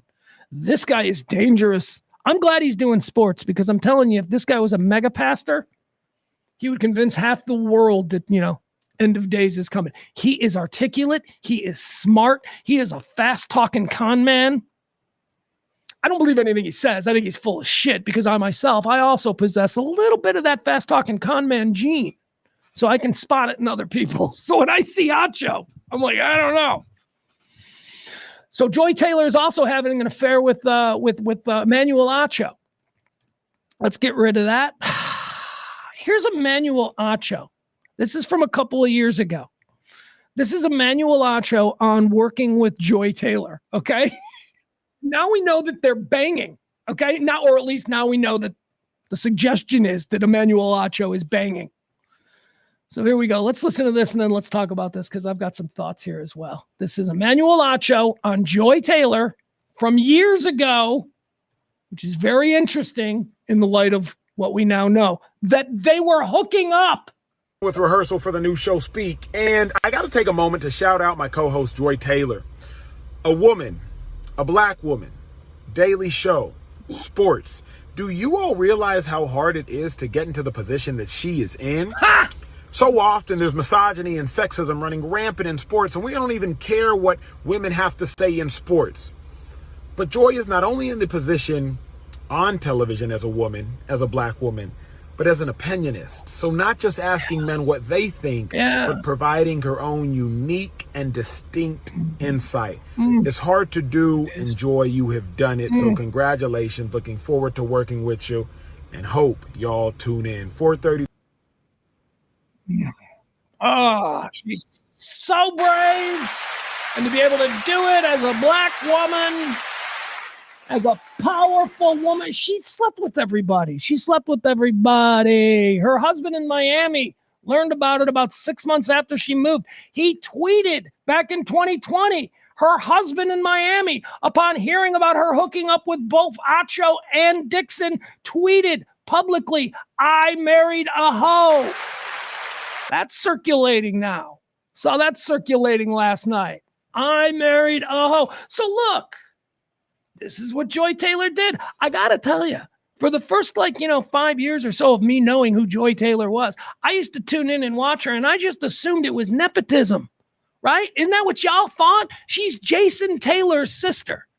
She is Miami Dolphins legend Jason Taylor's sister. So I always assumed that she, that was her way through the door. Turns out no. Turns out maybe that was one way through the door. But she also saw the guy who was in charge of giving people contracts and putting them on the air. She saw this in a guy named Charlie Dixon, and she moved to Los Angeles and went, I'm going to fuck that guy. And I'm going to get myself a good job out of it. I'm going to manipulate him. He's going to give me the job because I'm going to use my womanly wiles. So that's what she did. Now, I don't have a problem with that. I'm going to be consistent about this. I think that sexy women, I don't have a problem with sexy women using that power on men. And I hate this twisted view of feminism that says that is wrong for a woman to use whatever she can to manipulate a man, because you better goddamn well believe that if a man possessed the same kind of manipulation abilities as women, there would be no shame in using it. If a woman can get what she wants from a man by leading him to believe, or even possibly through negotiation, giving something that she doesn't care all that much about giving up, more power to her. That's a strong, badass. A woman should be able to fuck anybody they want at any point, and it shouldn't mean anything. And you know what? If fucking this guy also means that I'm going to get my contract processed quicker, or maybe I'm going to get a better spot on this lineup, who are we to judge? I wish there was somebody that I could have blown back in the day. I mean, but that's me. A lot of other people are like, she just used her sex appeal. Yeah, and Roger Clemens just used his arm. The fuck, man? People have talents. This idea of feminism where women are not allowed to use whatever it is that they have at their disposal because somehow that lessens what feminists are. You're full of shit, man. Anyway, all right. So having said that about Joy Taylor, now let me give you another piece of dirt here. So,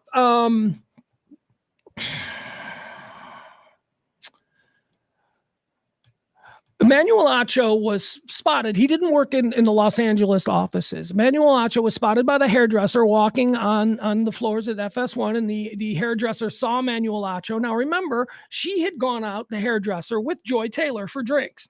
And when the hairdresser arrived, Joy was already there with Emmanuel Acho. Remember, the hairdresser was being used by Joy as sort of this beard, if you will, because she was a married woman who didn't want to be known as someone who was sleeping to the top. So the hairdresser sees Emmanuel Acho and she runs and finds Joy, and she's like, oh my God, that guy from the bar the other night, he's here, he's on the floor. And Joy Taylor said, yeah, he's going to start working here now. And so the hairstylist said, wait a second, so you're having a relationship, this is all in the lawsuit. The hairstylist says to Joy Taylor, so you're having a sexual relationship with your boss, Charlie, the executive who gave you the show, and now you're having a sexual relationship with your co-host on the show. Isn't that dangerous? And reportedly, according to this lawsuit, Joy Taylor said, no, because if Charlie has a problem with it, I'll go public that he sexually assaulted me. There you go. Joy Taylor wasn't worried about the whole thing being blown up because she wasn't afraid of a scandal, because she knew the scandal could be controlled, because all she would do is accuse the Fox News executive whom she was sleeping with. It was a mutually beneficial thing. I am certain from looking at Joy Taylor that Fox News executive enjoyed the experience. Enjoyed, no pun intended.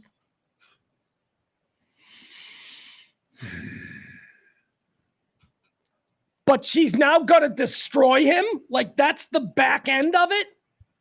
That somehow, and how does she justify this? Because he's a guy that's like, well, he's sleeping with me to give me the job. You're willing to sleep with him. It's transactional.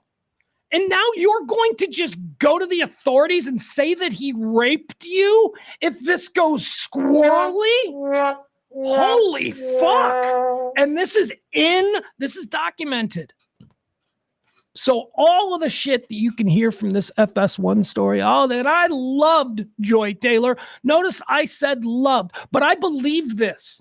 I believe that she is a broken, awful person, not because she's sexually empowered or not because she's promiscuous. God love that. That's a woman and that's her choices. It's because of this. It's because if true, this is one of the most evil things. Not only as a man does that infuriate me, but if I were a woman who had actually gone through something and kept my mouth shut, I would be livid. I would be, what a betrayal. What a betrayal of just everybody. Well, if it goes bad, hi, I'm Joy Taylor. If it goes bad, I'll just say that he sexually assaulted me. And who would believe that I would have sex? I don't know if she said that, but oh my God. What else do we have here from the FS1? Let's see here. Charlie Dixon also groped Faraji, the hairdresser, at a party. Okay, I know that's sexual assault. I know groping. Sexual assault also, isn't sexual assault also like grabbing a woman off the street, dragging her behind a dumpster, cracking her over the head, and then like physically raping her? That's sexual assault too, right? So grabbing a girl's butt, hey baby, patting her on the ass, is the same as that, right? Maybe we come up with a different term for ass grabbing, because, you know, sexual assault, again, sounds like what happened to Jodie Foster on the pinball machine in the movie The Accused, right? That's sexual assault. Not applauding for that. Not applauding for sexual assault. That's sexual assault. Sexual ass grabbing. There should be, it's a lesser charge is my point. Look, it's as absurd as marijuana being grouped with cocaine and opium. Okay? We changed that. We got marijuana off the Schedule 1. We're no longer pretending it's the same thing. So, okay. So if you're Fox, what do you do with this guy? All the other things is just gossip. He grabbed a girl's ass. Okay. That is, it's not good. So, okay. Charlie Dixon can be fired. There you go. I think that's how you solve this. You fire the executive. You don't have to worry about Skip Bayless, right? He's off the air. You don't worry about him. And who cares about Joy Taylor and Acho? Who cares? Look, MSNBC has, we're all waiting for Mika and Joe to just, do it right there on the desk. Why not just go public now with Acho and, probably because Acho's married or some shit. I don't know. Who knows? I don't know. All I know is I am loving this.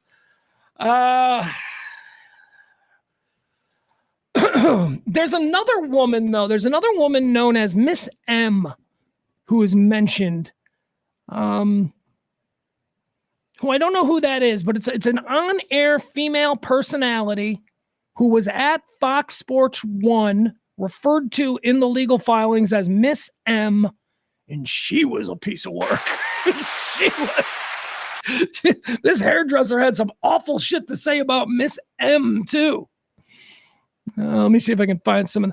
Fox employee harasses Faraji but isn't fired because yeah, here you go. Bobby Diaz. Here's a story about Bobby Diaz, a guy who was a production assistant who harassed Faraji almost daily because she was a Muslim. She was very mean to her. Now look, she's not I've seen a picture of her. She's hot. She's like an American. She's of Persian descent. All right. I don't even know, whatever. She's not walking around in a hijab or whatever that is. She looks hot. She's a hot Hollywood hairstyle. What do you think she's going to look like? She's a smoke show. Okay. So anyway, she's running around, and this guy, Bobby Diaz, he would always, like, racially, and it says here, sexually harass her. He would touch her butt as well. And she reported him to Human Resources like 3 times, Bobby Diaz, but they wouldn't fire him. And she says it's because he's the guy who supplied cocaine for all the parties, which is a very real thing. Okay, guys? I know you think all of these like little groups. Pick your favorite radio station, pick your favorite TV show, pick your favorite whatever. Famously, Saturday Night Live, back in the first season, the early seasons, the not ready for primetime players, when these people were all doing all kinds of drugs. All of their drugs were purchased by Al Franken and Tom Davis. Al Franken and Tom Davis were junior writers who were only on the staff because they had excellent drug hookups and could supply Belushi and Murray and all of these people with all the drugs they wanted. That is the origin story of Senator Al Franken. Supplied cocaine and marijuana to the original Saturday Night Live group. So all of these, we had it. There was a dude at Live 105.3 who sold everybody weed. And I don't know, he probably had other things too if you needed it, but he was there. He was just a dude who worked in, I won't even say what department.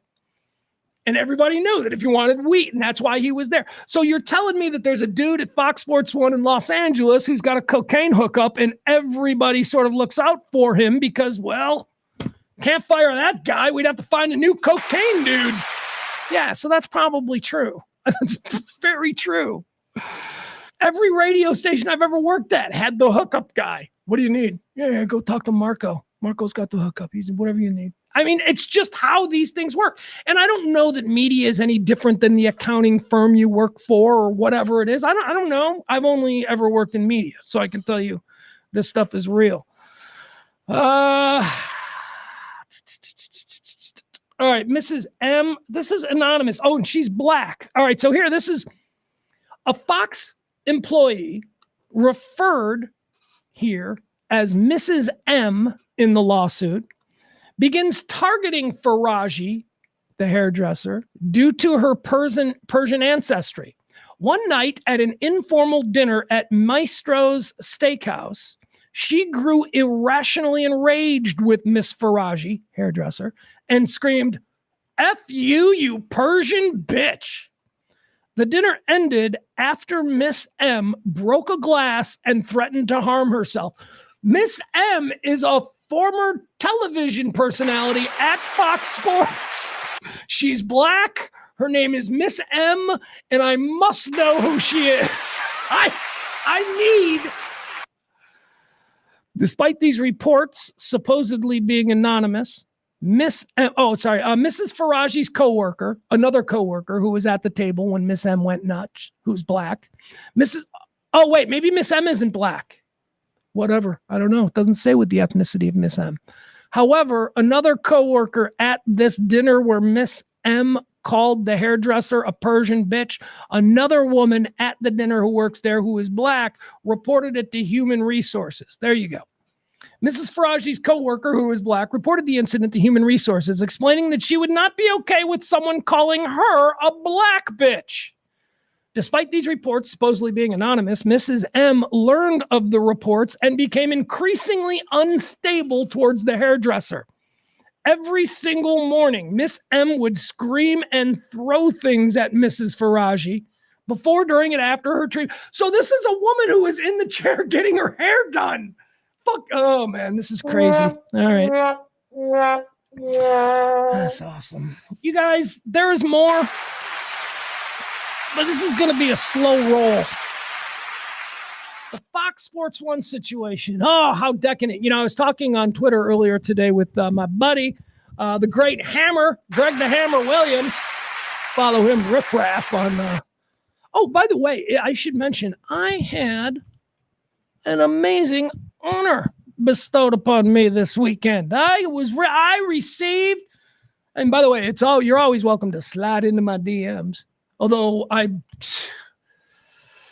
there's a lot of them.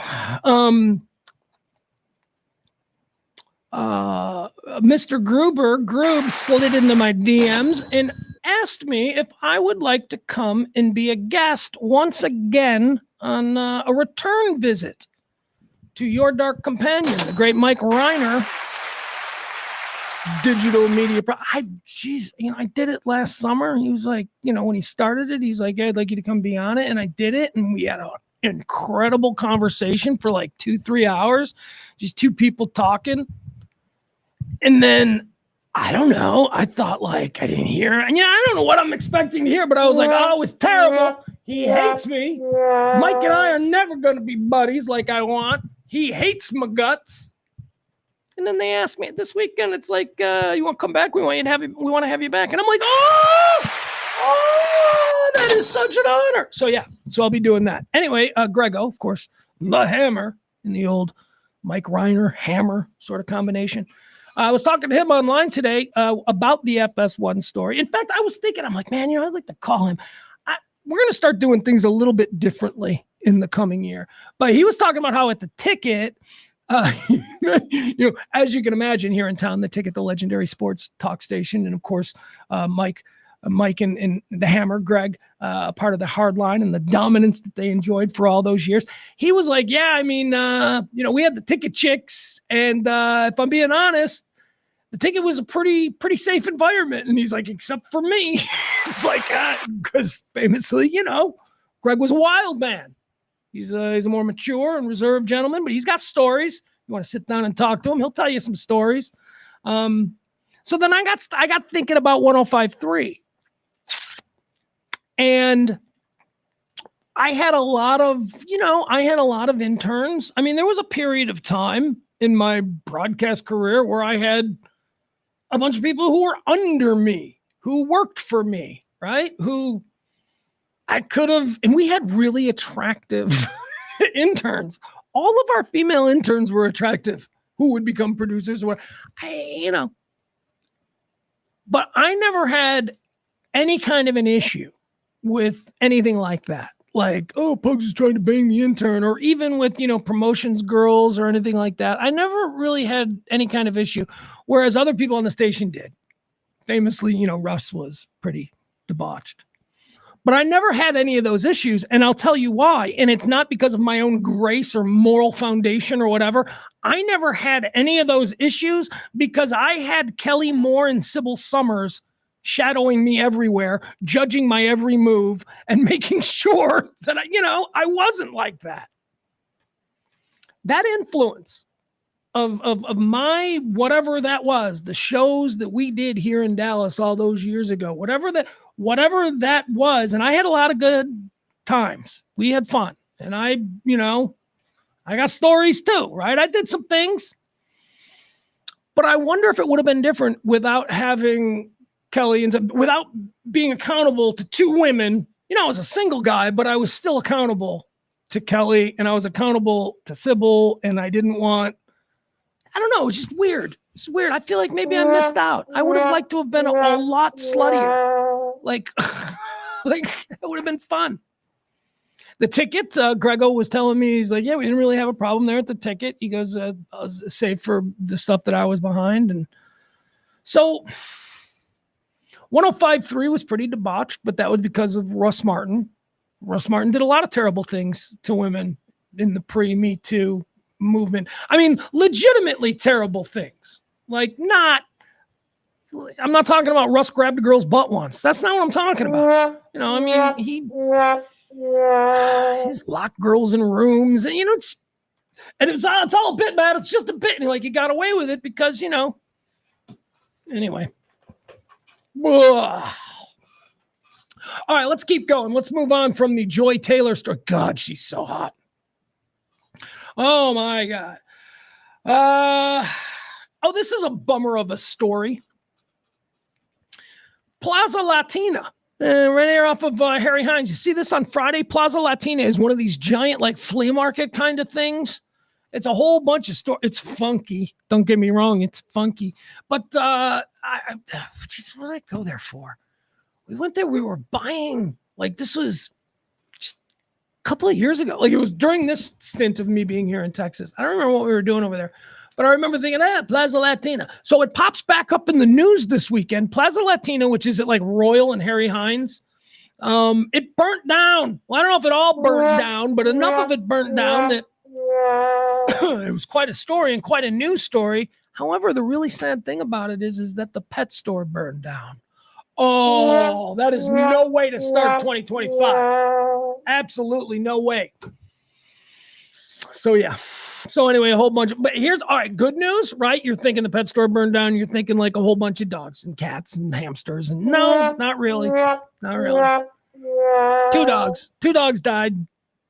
Okay, sure. A bunch of hamsters, but hamsters are just fancy rats. That's all. They're just rats wearing fancy coats.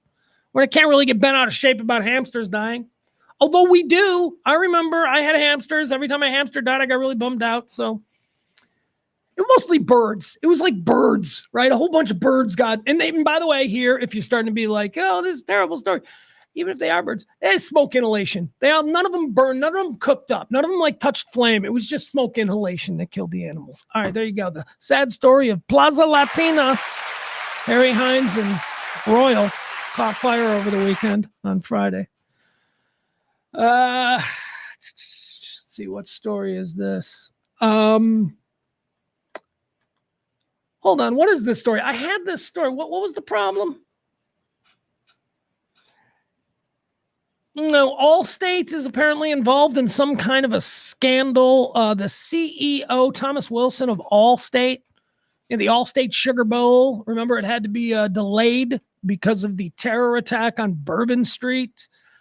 I don't know, the CEO of I'm trying to read this story. Why did I save this story? Anyway, I don't care. CEO had a pre-recorded message that played before the Sugar Bowl. Apparently it was on TV as well, where he called for us all to be, more tolerant and all of that. And he got hammered because, nobody wants to be tolerant.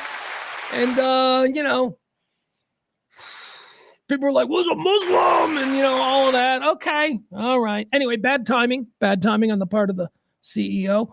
And some bad advice. If they want better advice, they can call me right here. I'll offer them a discount on my crisis management services. I probably would not have been. Hold on, sorry. Just got a message. The fudge is this? What did Ed just send me? Ed just sent me something. God, do I look that random? Ed just sent me a picture of another podcaster, and I'm like, is that me wearing a different hat? And I'm like, oh, I got to do something with this look. This look isn't good. The beard, jeez. All right. Anyway, CEO of Allstate, he had a message of decency and it was trashed as, not the time. So, okay, whatever. Here's another story that came out of the Sugar Bowl over the weekend that I wanted to mention. This is awful. Kirby Smart's father. Kirby Smart, the head coach of Georgia. Kirby Smart's dad fell on New Year's Eve.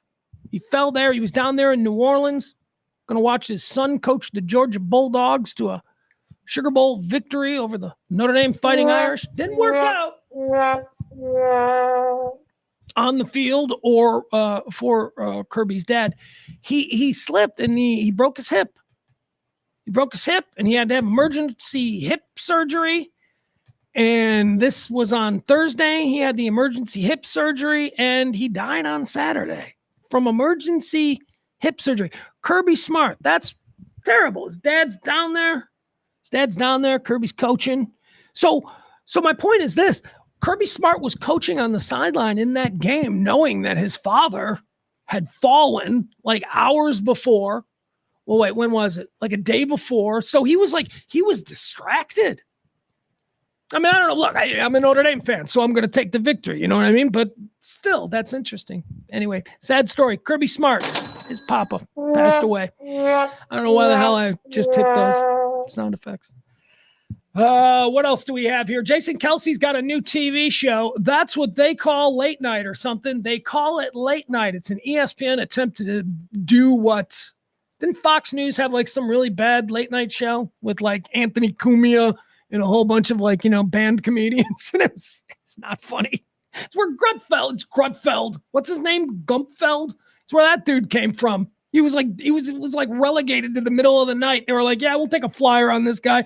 Now he's like the most important guy at Fox. Good for him. I don't begrudge any man their success. But that show was not funny. That late night show was stupid. And ESPN is trying to do it too. ESPN's like, yeah, we're going to do a late night show and we're going to have Jason Kelsey and we're going to be real, tongue in cheeky about it. And we're even going to name it something. That's what they call late night. Well, no, nobody calls it late night. Because apparently it sucks. Apparently it's really bad. Or at least the first episode was. I don't think that's fair to judge it. But man, oh man, did they come and I didn't watch it. I don't know. I'm just going on what the reviews are. All right, now I got to check it out. That's what I'll say. Now I got to check it out. That's what they call look, I believe it's awful. I absolutely believe it's awful. Well, let me be the judge of it. All right, I'm going to leave you tonight with this. And then we'll be back tomorrow. Once again, please help out with the show if you can. Tip the show. We are in a pledge week. I don't know that we've made any money yet today. We need to make $50 per show. I'll keep you updated on where we are on that. Hell, if we make over $50 a show, we might not even, we might end this on Thursday. Well, I'll end it as soon as we end it. But help us stay in business, if you will. All right, let's talk about the Golden Globes last night. Golden Globes are my favorite. They are my favorite. They are absolutely my favorite of the award shows. And that's saying something now because they all suck. So, it's my favorite. It's like, melanoma is my favorite of the cancers. What are we talking about here? I used to love award shows when I was younger. Loved them, man. I used to get all excited. Oscar season. Yeah, it was the Grammys, Emmys, whatever. I loved them. Not so much anymore. They seem kind of, the magic is lost on me. But I always enjoyed the Golden Globes, and I'll tell you why. The Globe, not because, it's the international film community who's putting this on and they're on. No, I don't give a shit about that. The Golden Globes were better and are better and continue to be better than all the other ones because it's a dinner with alcohol, okay? The entire room at the Golden Globes is drunk. They're drinking wine and they're eating and they're drunk. The Oscars are people sitting in a theater seat. They're just sitting. There's no waitresses. There's no servers. This leads to better speeches. This leads to, a little bit more people shouting things. It's a little bit more rowdy. It's a little bit more fun. So I do enjoy the Golden Globes. I also enjoy that the Golden Globes combine both television and movies, which I think is a really nice way to sort of, you can watch the Oscars and then you can watch the Emmys, or you can just watch the Golden Globes and they'll give you both. Nikki Glaser was the host last night. The host of the Golden Globes over the past 20 years has become, very similar to what being host of the Oscars used to be. Now being host of nobody wants to be host of the Oscars. They're like, Golden Globes is different. People vie to be the host of the Golden Globes because it's a star-making kind of thing. Ricky Gervais, he, about 10, 15 years ago, I think he uncorked the modern era of the Golden Globes host by just burning the room down, just like getting up there and being like, yeah, you people all suck. You people are the worst. And so then they went with, him for a couple more times. They had Tina Fey and Amy Poehler. They were really good. So Nikki Glaser, comedian Nikki Glaser, who has been appointed. She's been anointed from on high. Ladies and gentlemen, 2025, Nikki Glaser is now a star. She's now a legit star. Nikki Glaser, for a lot of us who love comedy, she's been bouncing around for years now. She's always been, like, hey, that Nikki Glaser's kind of hot. She's always been kind of she's funny. Not great. I mean, I never thought she was awesome. I thought she was particularly good in roast situations. She's funny. She made headlines a couple of months back. It's how she got the Golden Globes hosting duties. She made headlines a couple of months back at the Tom Brady roast, where she was great. She just crushed him. But the kind of stuff that she did at the Tom Brady roast, that's not the kind of stuff that you can't build a career on that. You can't build a giant career on that. You can build a successful career playing clubs and all that kind of stuff. You can have that career if you want that. But Nikki Glaser is beautiful and talented, and she wants more. She wants like iconic fame. So you can't go and do the Tom Brady roast stuff at the Golden Globes. So the interesting thing was, how is she going to balance this? Is Nikki Glaser, who doesn't have what Ricky Gervais had. When Ricky Gervais burned Hollywood down, Ricky Gervais had residuals for the rest of his life from The Office, okay? Ricky Gervais has fuck you money. Nikki Glaser doesn't. Nikki Glaser needs to use the Golden Globes as some sort of, as I said, anointment of who she is in Hollywood. So how is she going to do that? The expectation is the Tom Brady roast, but she can't do that in the show. So should we watch? Let's see how Nikki Glaser did. Actually, guys, I have to take a quick break. It's 2:08. Okay, so here's what I'm going to do. We're going to come back. We're going to get into the Golden Globes thing. I'm sorry, I just heard the damn thing. I got to go handle this, okay? Here's what I'm going to do. I'm going to just give me like a minute. We'll come back. We're going to go through the whole Golden Globes thing. We're going to talk about... I'll say that. Shit. Okay. Hold on, guys. Hold on. Give me a break. Be right back.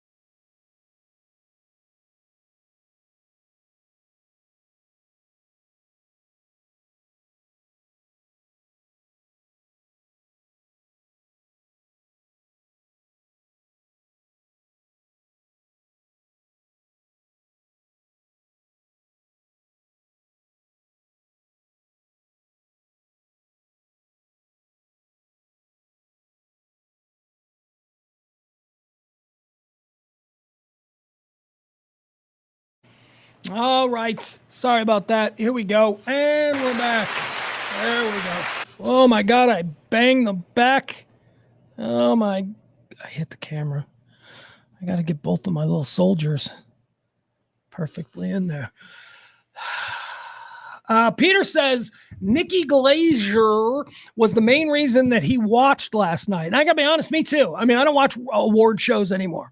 The Golden Globes were on last night. It snuck up on me. The only reason that I knew that was on, somebody had tweeted something, and I was like, oh yeah, that's right. I should check that out, because I was interested in what I just described to you about Nikki Glaser and where she is in her career.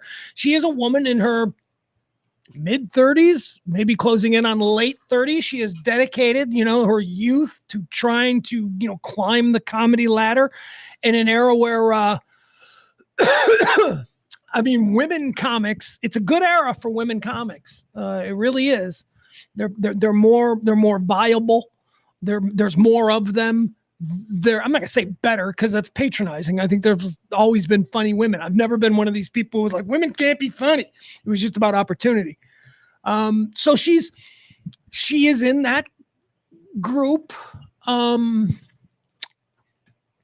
She's very pretty. Nikki Glaser has that additional thing working for her, that she is a hot blonde, who is also funny, which, I mean, I don't know. Let's watch her performance, okay? And I'll stop it and I'll chime in, but this was her, Nikki Glaser, last night, the Golden Globes. Remember? Can she roast? Can she roast like Ricky Gervais? I don't think so. She doesn't have Ricky Gervais's FU money. She didn't create The Office. She is an aging, and I say aging because it's Hollywood and she's a blonde and she's in her mid to late 30s. Maybe even 40s. I don't know. I might be giving her credit. She looks great. She's not Ricky Gervais.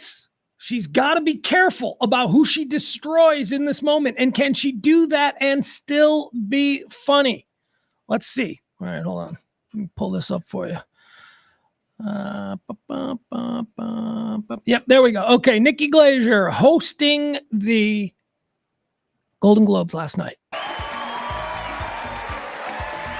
evening, and welcome to the 82nd Golden Globes, Ozempic's biggest night.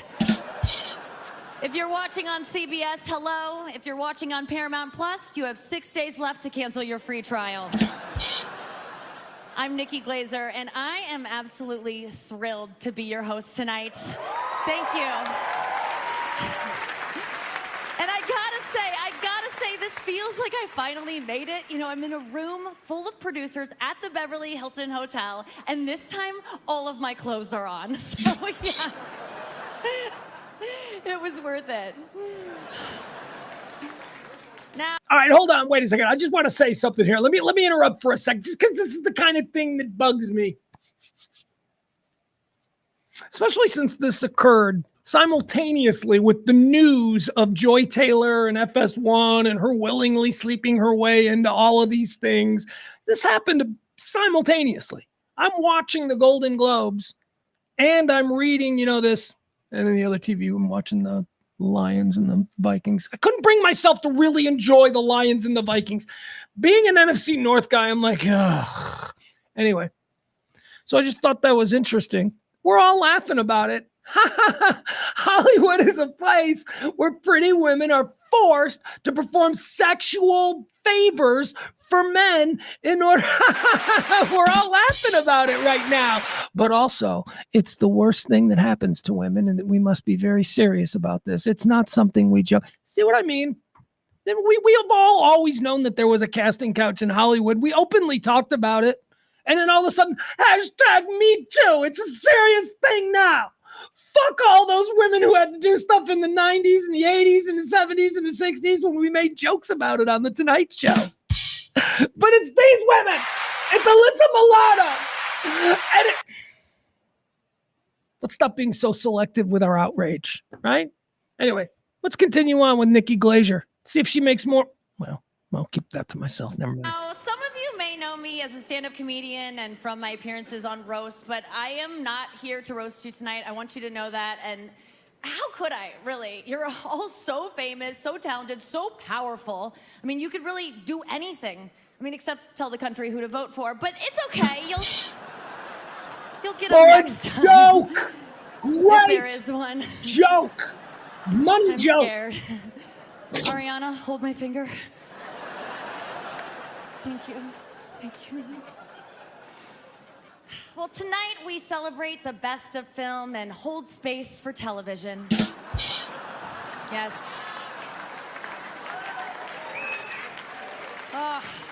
Wicked, queer, night bitch. These are not just words Ben Affleck yells after he orgasms. These are some of the incredible movies nominated tonight. The Bear, The Penguin, Baby Reindeer. These are not just things found in RFK's freezer. These are TV shows nominated tonight. And what a night. I look out and I see some of the hardest working actors in show business. And by that I mean your servers. Yes. Yes, give it up. They'll be bringing you your cocktails to drink and your food that you'll look at. But I also see some absolute... Can I just say, I just want to mention, that is a great joke. That was a great joke. I look out in this audience tonight and I see some of the hardest working actors in Hollywood. Of course, I'm talking about your servers. That's a great joke. Good for her. Hollywood legends. I mean, we have got some huge movie stars here tonight. Kate Winslet is here, Kate Blanchett, Colin Farrell. And let's not forget so many huge TV stars as well. Kate Winslet, Kate Blanchett, Colin Farrell. I mean, even Oscar-winning actor Eddie Redmayne did TV this year. He's nominated for Peacock's The Day of the Jackal. Yes? Yes. It's about a top secret elite sniper that no one can find because he's on Peacock. Ah! Great joke! I think I've seen more actual peacocks in my life than shows on Peacock. But Denzel Washington is here for Gladiator 2. Cynthia Erivo is here for Wicked. And Martin Short is here because we have cameras. I love you. Zendaya is here. Zendaya, you were incredible in Dune. Oh my God, I woke up for all of your scenes. You were so good. Bad haircut. I don't know what Zendaya is doing with her hair. It's a bad haircut, Zendaya. And Challengers Girl, oh my God, it was so good. I mean, that movie was more sexually charged than Diddy's credit card. I mean, seriously. Oh, no, I know, I'm sorry. I'm upset too. The after party's not gonna be as good this year, but we have to move on. I know it, Stanley Tucci Freak Off just doesn't have the same ring to it, but no baby oil this year, just lots of olive oil, okay? Because he's an Italian food travel Tilda host. Swinton is here. Tilda Swinton. Amazing. Tilda Swinton is, of course, nominated this year for her role as Timothy Chalamet. You're amazing. Where is Timothy Chalamet? Timothy, hi, Timothy. You were great as Timothy Chalamet this year, too. All right, so I wanted to pause it here. Is this a Kardashian? Isn't this like a Jenner Kardashian? Isn't it? Yeah, okay, yeah, I'm looking at this too. I'm seeing that's a pretty great fitting dress, I got to admit.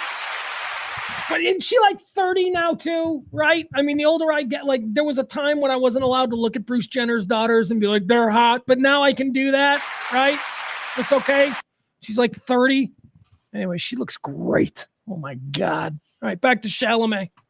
Really, and I love you. And can I just say, you have the most gorgeous eyelashes on your upper lip. I think this is just such a good look. Good joke. I love you.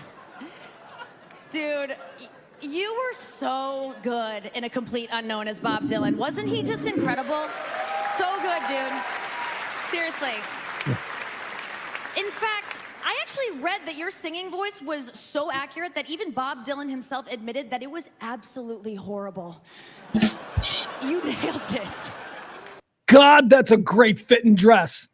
I'm sorry. I'm sure she's got the absolute best dress tailors and all that to her frame. And that's, it's just, you want to talk about walking right up to the line of wardrobe malfunction, but then going, nope, it's designed that way.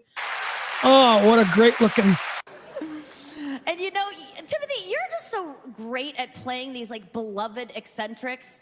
Dylan, Willy Wonka. Who's next? Adam Sandler? Please. Actually, your name sounds like something Adam Sandler would say. Salome. Timothy and Salome. Oh, yes, Timothy Chalamet. I think Sandler's here. Sandler, can I get a Chalamet? Chalamet. Oh, Chalamet. A good There you Chalamet go. to you, sir. He played along. And A a bit more. Chalamet to you. Yes, Sandler. That whole bit. I mean, it started off with Tilda Swinton. Tilda Swinton's nominated for playing Timothy Chalamet. And then she had this Chalamet name bit that didn't really have a payoff, but Adam Sandler paid it off. That's how comedy works. Because it was kind of dumb with her just going, Chalamet, until he did it. And then I was like, yay! Yay! We remember when he did that stuff. I love you. Well, we can't talk about movies tonight without talking about Wicked. And I did not know much about Wicked going into this year because I had friends in high school, but I loved it. I loved it so much. She's terrific. Okay. I'm not going to bury the lead anymore. My whole point on this is that she is terrific. And this was her coming out party. And she found that lane. She found the lane where she could still be really biting with well-written jokes like on the Tom Brady roast without being so offensive and so, she's not going to have anybody blacklist her in Hollywood. She did a great job, and don't ever discount this. She looks great doing it. I mean, she's a beautiful woman. Are you telling me that now Hollywood has this beautiful blonde that they can trot out and she's going to not just read cue cards, but she's got a personality and can sell the show and can move it along? This is only the monologue. She did an incredible job of moving this show along. She had her little interjections, 90 minutes into the Golden Globes where it's her just standing there. Her little things, they weren't intrusive. They weren't overly wrought. She wasn't looking for the joke. They were quick. They were in and out. She did a thing about mentions that I thought was really funny. So we're 2 hours into the show and she's standing there in the middle of the hall and she goes, okay, it's time to check the scoreboard. Let's see who's getting thanked the most. And she goes, cast and crew, they're leading with 11 mentions. Mom has 2 mentions. God, 0 mentions. which I thought was really funny. She was great. She crushed it. And, whatever her rate was, because in Hollywood, that's how these people judge each other, by what's known as your rate. Your rate is your day rate. Your rate is what it costs just to talk to you. Her rate skyrocketed after last night. Nikki Glaser is now a legit top-tier Hollywood personality. Whereas before this, she was just a really talented club comedian. Good for her. Let's continue. Everyone loved Wicked. I loved Wicked. My boyfriend loved Wicked. My boyfriend's boyfriend really loved Wicked. So much fun. Okay. I want to replay that because I stepped on that, but that is one of my favorite jokes. I loved Wicked. Well, actually, she has 2 really good Wicked jokes. I'm going to let her do it. It's the one about high school, and then it's about that. All right, let's replay this. This Wicked material is brilliant. You, sir. A Chalamet to you. Yes, Taylor, I love you. Well, we can't talk about movies tonight without talking about Wicked. And I did not know much about Wicked going into this year because I had friends in high school, but I loved it. Great. I loved it so much. Everyone loved Wicked. I loved Wicked. My boyfriend loved Wicked. My boyfriend's boyfriend really loved Wicked. That's brilliant. She's great. It's a movie for chicks and gay dudes, and she's very funny. So much fun. It's just like, it's so much fun seeing a musical in the theater. And, some theaters had issues with the musicals. At Wicked, some people complained that the movie was ruined by people singing, And then at Joker 2, some people complained that the movie was ruined by the images on the screen and the sounds that accompanied them. But I'm sorry, Joker 2. Where's their table? Oh, they're not here. That's right. Well, the legendary Harrison Ford is here tonight.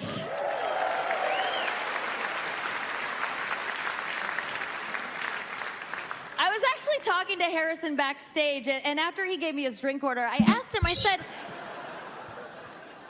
would you rather work with Zendaya or Ariana? And he said Indica. So we're going to find him some so he has a good time tonight. We want you to have fun. Nicole Kidman is here. Oh my gosh. Nominated for Baby Girl. You're so good. I love that movie. I give it 2 fingers up. It's so good. This is your 20th Golden Globe nomination. I mean, incredible. Thank you so much for all of your hard work. Thank you. Thank you for working so hard. And thank you to Keith Urban for playing guitar around the house so much that she wants to leave and make 18 movies a year. Keep strumming, you kooky koala. Oh, who else is here? Oh, look, it's 2-time Holocaust survivor Adrian Brody. All right. Who else? Glenn Powell. Glenn Powell, what a year you've had. Oh my God. Glenn, you were in everything. Twisters, Hitman, My Head When I'm Having Sex with My Boyfriend. Thank you so much for the assist. I'll see you tonight, but Selena Gomez is here. Double nominee tonight for Amelia Perez and Only Murders. And she's here tonight with her new fiance, Benny Blanco. Yes. And Benny Blanco is here because of the genie who granted him that wish. Man, lucky guy. That's a great joke. I love you. No, Selena, you were so good in Amelia Perez. I loved it so much. Amelia Perez, yes. Amelia Perez earned 10 nominations for Netflix, and I loved it. I think it is, without a doubt, the most audacious, groundbreaking film to ever autoplay after Is It Cake? Seriously. So good. I'm so excited to be here, and I really think this is like gonna be a very memorable evening, and maybe not even in the way that you think. I predict 5 years from now, when you're watching old clips of this show on YouTube, you'll see someone in one of the crowd shots and you'll go, oh my God, that was before they caught that guy. Like, we could be making history tonight and like, we don't even know with who. Like, he knows, but, or she. It could be a woman, I think 100% of the time it's a man, but it could be a woman. It won't be. It never is. Kind of like Best Director. All right. Well, before we start handing out awards, I do want to remind you, if you do lose tonight, please just keep in mind that the point of making art is not to win an award. The point of making art is to start a tequila brand so popular that you never have to make art again. Not a strong finisher, but altogether, she was great. Nikki Glaser last night. I don't know much about her background or anything. I've never met her. I don't know anybody who knows her. I've never really, but she is a star now. She was given a crack at it, and she was given a very difficult task of everyone's like, oh, if you think Ricky Gervais was rough, you wait till Nikki Glaser gets in there. And I'm like, man, I don't think so. Nikki Glaser ain't going to go that hard. Again, she ain't got Ricky Gervais money. She's trying to, establish a career. So great opportunity for her. It was hard. I thought she's got to thread this needle, and I thought she did. I thought she did a great job. A couple other moments. that I won't bore you with, but you can find these things. Demi Moore was amazing. I ain't no gay dude or anything like that, but Demi Moore was amazing. I felt like a gay dude when she walked out. I was like, "Yay, Demi's back!" Yay. But I used to think she was super hot. Like I was like really big into Demi Moore, and then she disappeared for a bunch of years, and now she's back in a big ass way. As I said, she's on Landman, which is like the most talked about new television series on Amazon Prime. Billy Bob Thornton, Landman, John Hamm, Demi Moore. It's great. And now she's got this movie, The Substance, which, I mean, it's her and Margaret Qualley. I guess it's about some sort of substance that a female actress takes, and it makes her young again. Except I don't know what the deal is. All I know is that I'm very intrigued that I want to see The Substance now. Demi Moore won for Best Actress in a drama. This is incredible for her. Somebody who was such an iconic actress. She was the first actress in the history of Hollywood to get paid $20 million for a film. She was big for about 10 years in the 1990s. And then she never had her career. She got older and she never got, she was no longer hot. She could no longer be stripper or showgirl or G.I. Jane or whatever. So she's got this new movie with Margaret Qualley, who by the way, is so fun to see this. Here's a little Easter egg nugget. Demi Moore and Margaret Qualley came out last night. Margaret Qualley is a young actress. She's been in a bunch of things. I first noticed her in Once Upon a Time in Hollywood.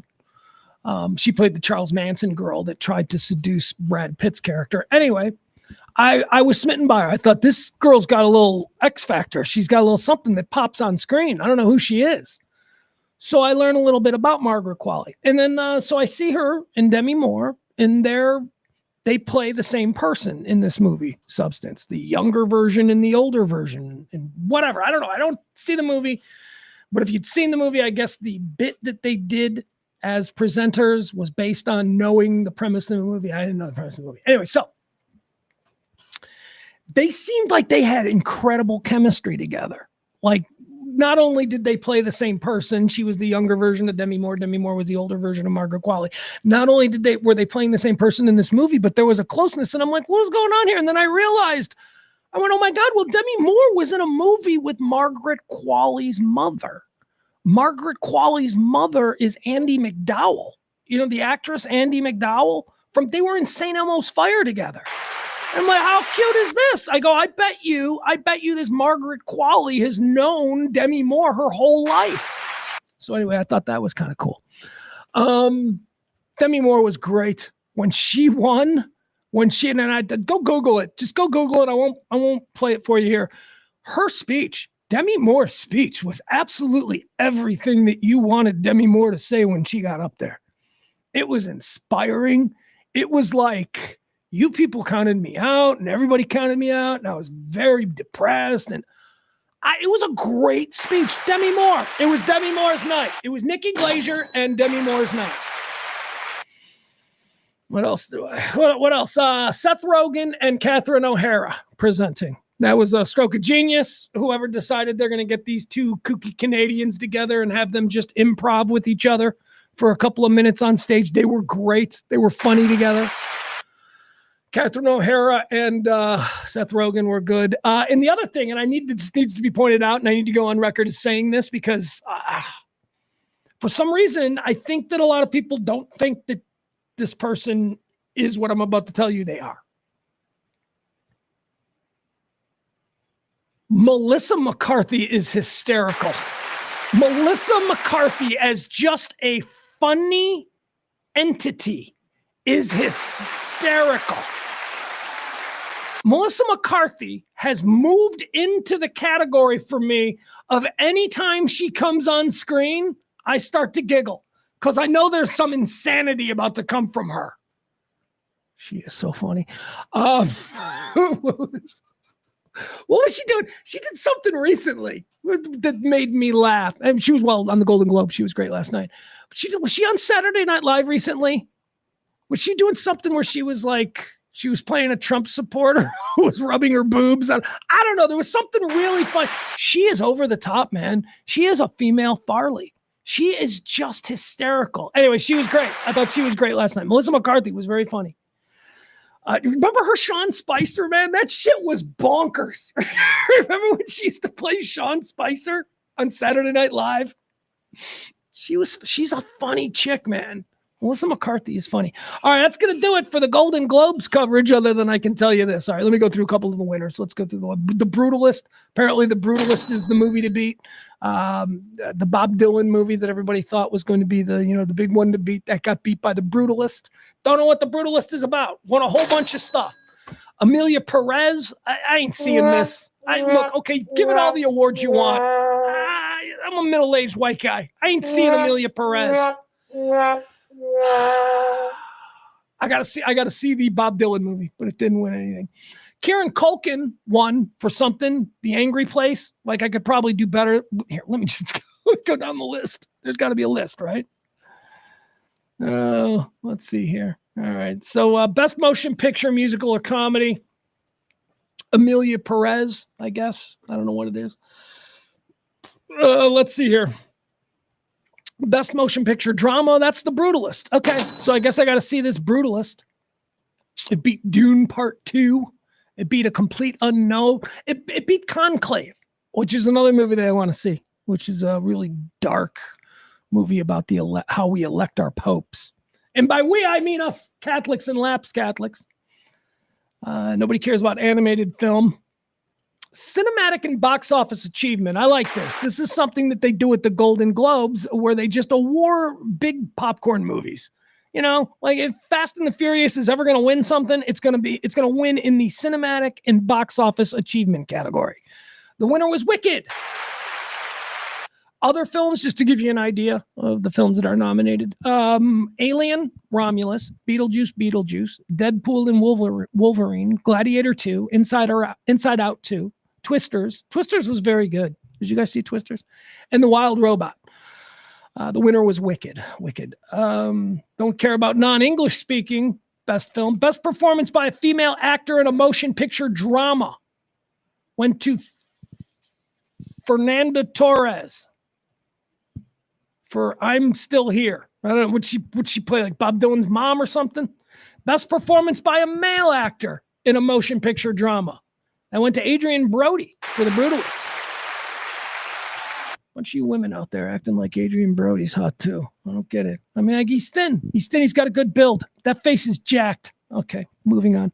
Best performance by a female actor in a motion picture, musical, or comedy.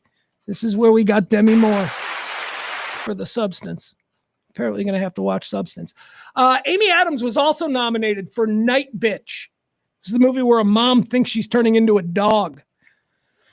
I got about an hour into Night Bitch. In about an hour into it, all my questions were answered. I was like, I don't need questions. I don't need to see how this turns out. It was weird. Amy Adams is incredible. Talk about a fearless actress. Talk about an actress that is willing to do. It's about a woman who thinks she's turning into a dog. Amy Adams was great. Too weird though. Just too weird. And you know what? We got an opportunity to have this like historic Hollywood moment by giving this, redemption moment to Demi Moore. Let's go that. Let's do that. Let's not give Amy Adams something else. Amy Adams got a bunch of trophies. Demi doesn't have any. Best performance by a male actor in a motion picture, musical, or comedy. Sebastian Stan for A Different Man. I don't know what that is. I don't know what A Different Man is. I know that Sebastian Stan is incredible. They couldn't give him the trophy. He was also nominated for Trump in the other category, actor in a drama. They couldn't give it to him for Trump because this was they didn't want to do politics. God bless them. It was an enjoyable show because of that. But they gave Sebastian Stan an award this year, and I think they gave it for the other movie. It's I think they gave it to him for the Trump, but they didn't want that. So Sebastian Stan wins for A Different Man, a movie I've never heard of. Best performance by a female actor in a supporting role, that went to Zoe Saldana. A bit of a redemption story for her. She's been chugging along. She's been in like do you know that no female has been in more box office hits than Zoe Saldana. Zoe Saldana is in 5 of the 7 biggest films of all time. Now, a lot of this has to do with the fact that she's in Avatar and the Avengers, so there's a lot of Avengers Endgame, but still pretty good achievement. They're giving her an award for acting.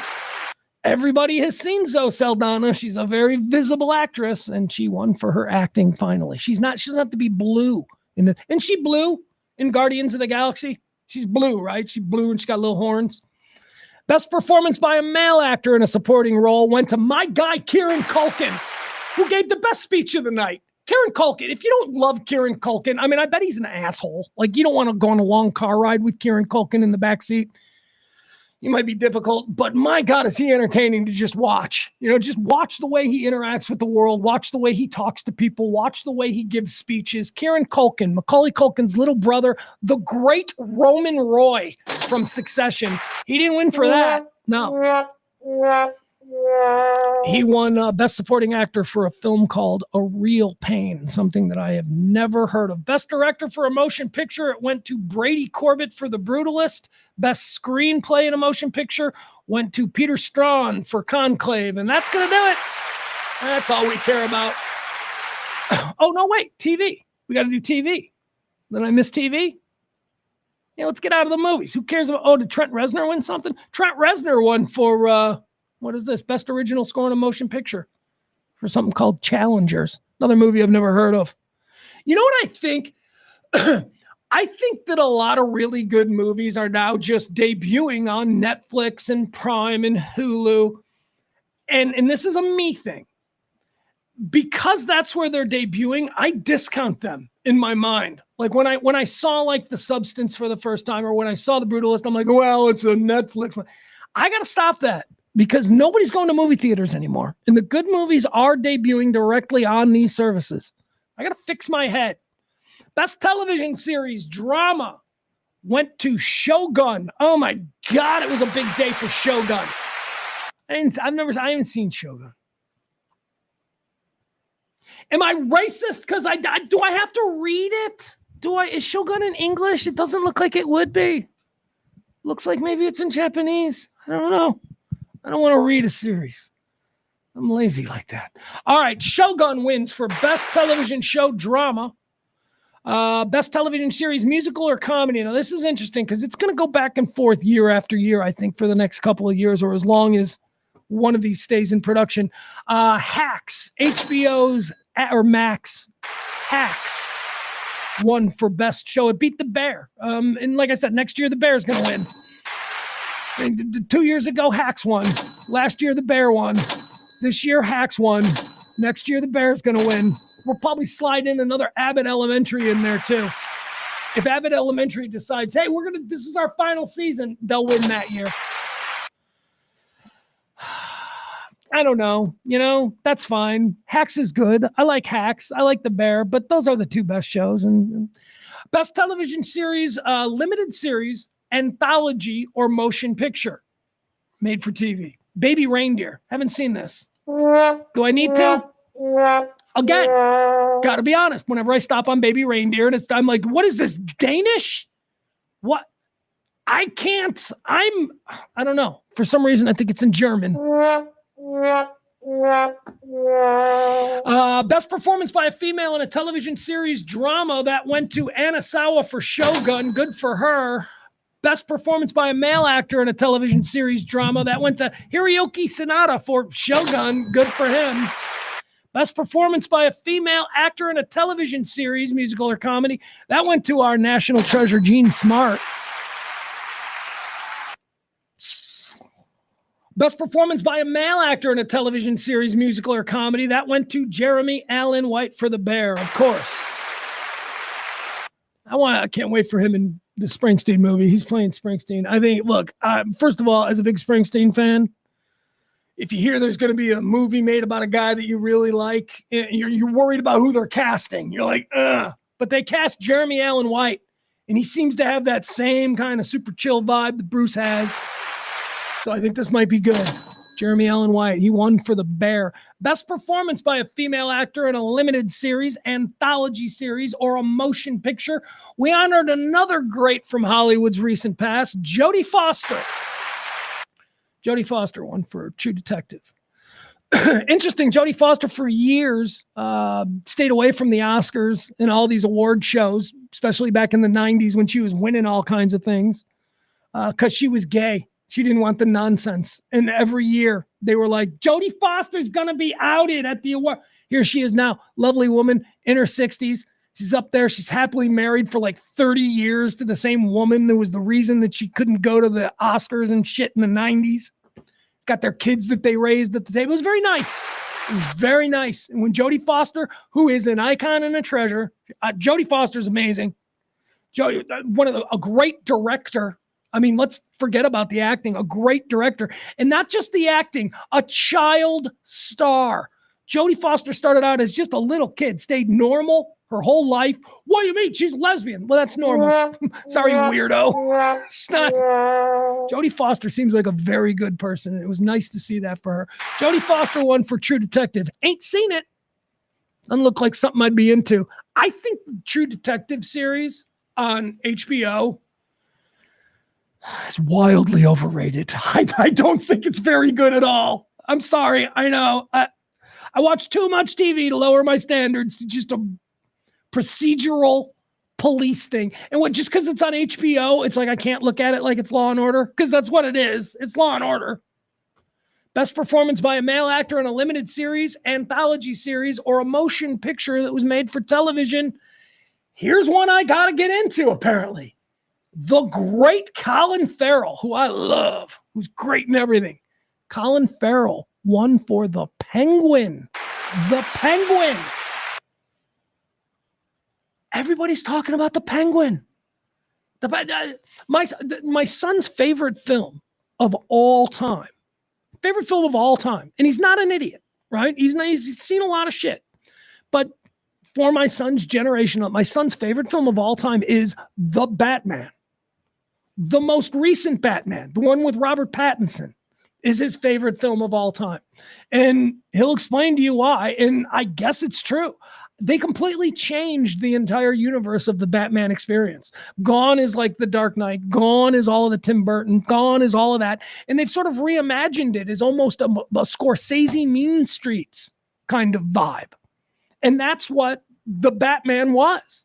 It was more of a detective story rather than a superhero story. And that really connected with my kid. And now there are all of these other things that are spinning off from that universe. The first of which is HBO series, The Penguin, which stars Colin Farrell, which he won for Best Actor, and for which everybody is saying, if you miss The Sopranos, I know it's going to sound crazy, but you got to watch The Penguin. So I'm in. So I'm going to get into season 1 of The Penguin. I hear it's incredible, and I hear it's mind-blowing, and my son loves it. My son is like, no, Dad, seriously, it's better than The Sopranos. I'm like, slow your roll, dude. It's like, first of all, it's not going to be better than The Sopranos, but good for Colin Farrell, because he's a cool-ass actor. And he won. Best performance by a female actor in a supporting role on television. That went to Jessica Gunning for Baby Reindeer. Don't know who she is. Best performance by a male actor in a supporting role went to somebody else. Tadanobu Asano from Shogun. Excuse me. And best performance in stand-up comedy for television, which was interesting. Best performance stand-up comedy. I'm going to read you those nominated. Jamie Foxx for What Had Happened, which was not great. It's not a great comedy. Ali Wong for Single Lady. Nikki Glazer, the host, for Someday You'll Die, which I haven't seen, but I will absolutely see that now. Seth Meyers, which I'm just going to pass on. Adam Sandler's return to stand-up comedy, and Rami Youssef's More Feelings. Rami Youssef. Okay, those are all terrible choices. Well, I shouldn't say they're terrible choices because I've seen Ali Wong. I saw Jamie Foxx. I saw Adam Sandler. I didn't see Rami Youssef. I didn't see Seth Meyers. and I didn't see Nikki Glazer. Where is Mulaney special? Where is Nate Bargatze special? I hate to be so awful. Where is anything that Tim Heidecker did this year? Where is Shane Gillis? Are you kidding me with these comics? These are the Ali Wong. Ali Wong, she's a fine corporate comedian. Corporate, she's real edgy. No, when you get to the deal levels that she's striking with Netflix, you're amazed. I'm talking about the real comedians who are out there doing great stuff. I know Mulaney's really high up there as well.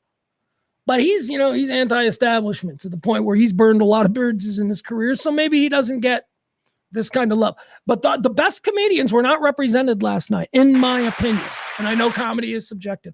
All right, that's going to do it. Those are all the Golden Globe choices from yesterday. Peter says, I thought they would give Jamie Foxx the sympathy vote for that category. Yeah, I mean, I could see that, but that was really so recently. I could see how they could, not give it to him. I thought it was a foregone conclusion that Nikki Glazer was going to get it. She's the host. The Golden Globes, I just thought she was going to get it. I did, and they didn't. They gave it to Ali Wong, who is fine. She's just not great. I don't think she's incredible. You come up to me and you're like, hey, Pugs, you want to go see Ali Wong? I got tickets. I'll be like, yeah, I'll go see her. But, I'm not. Excuse me. Drinking water, it's going to kill me. I'm going to drown. Isn't that a thing? That's how I'm going to die. I'm going to die drowning because I'm trying to drink water here in 2025. That's going to do it for today's show. Once again, I still got the Be Right Back thing up. That fucking sucks. You mean I spent all of this time when I could have been asking people in passing to help support the show? We need to make $50 today. I don't think we got any tips today. So whatever. We need to make $50 a day every day this week to get to our $250 goal for the week to get us to continue doing these shows. Help out if you can. There you go. Venmo and Cash App. We'll be back tomorrow at noon with more. Oh, I did an extra hour today. I'm always so desperate during these pledge weeks. All right. Love you guys. We'll talk to you. Bye.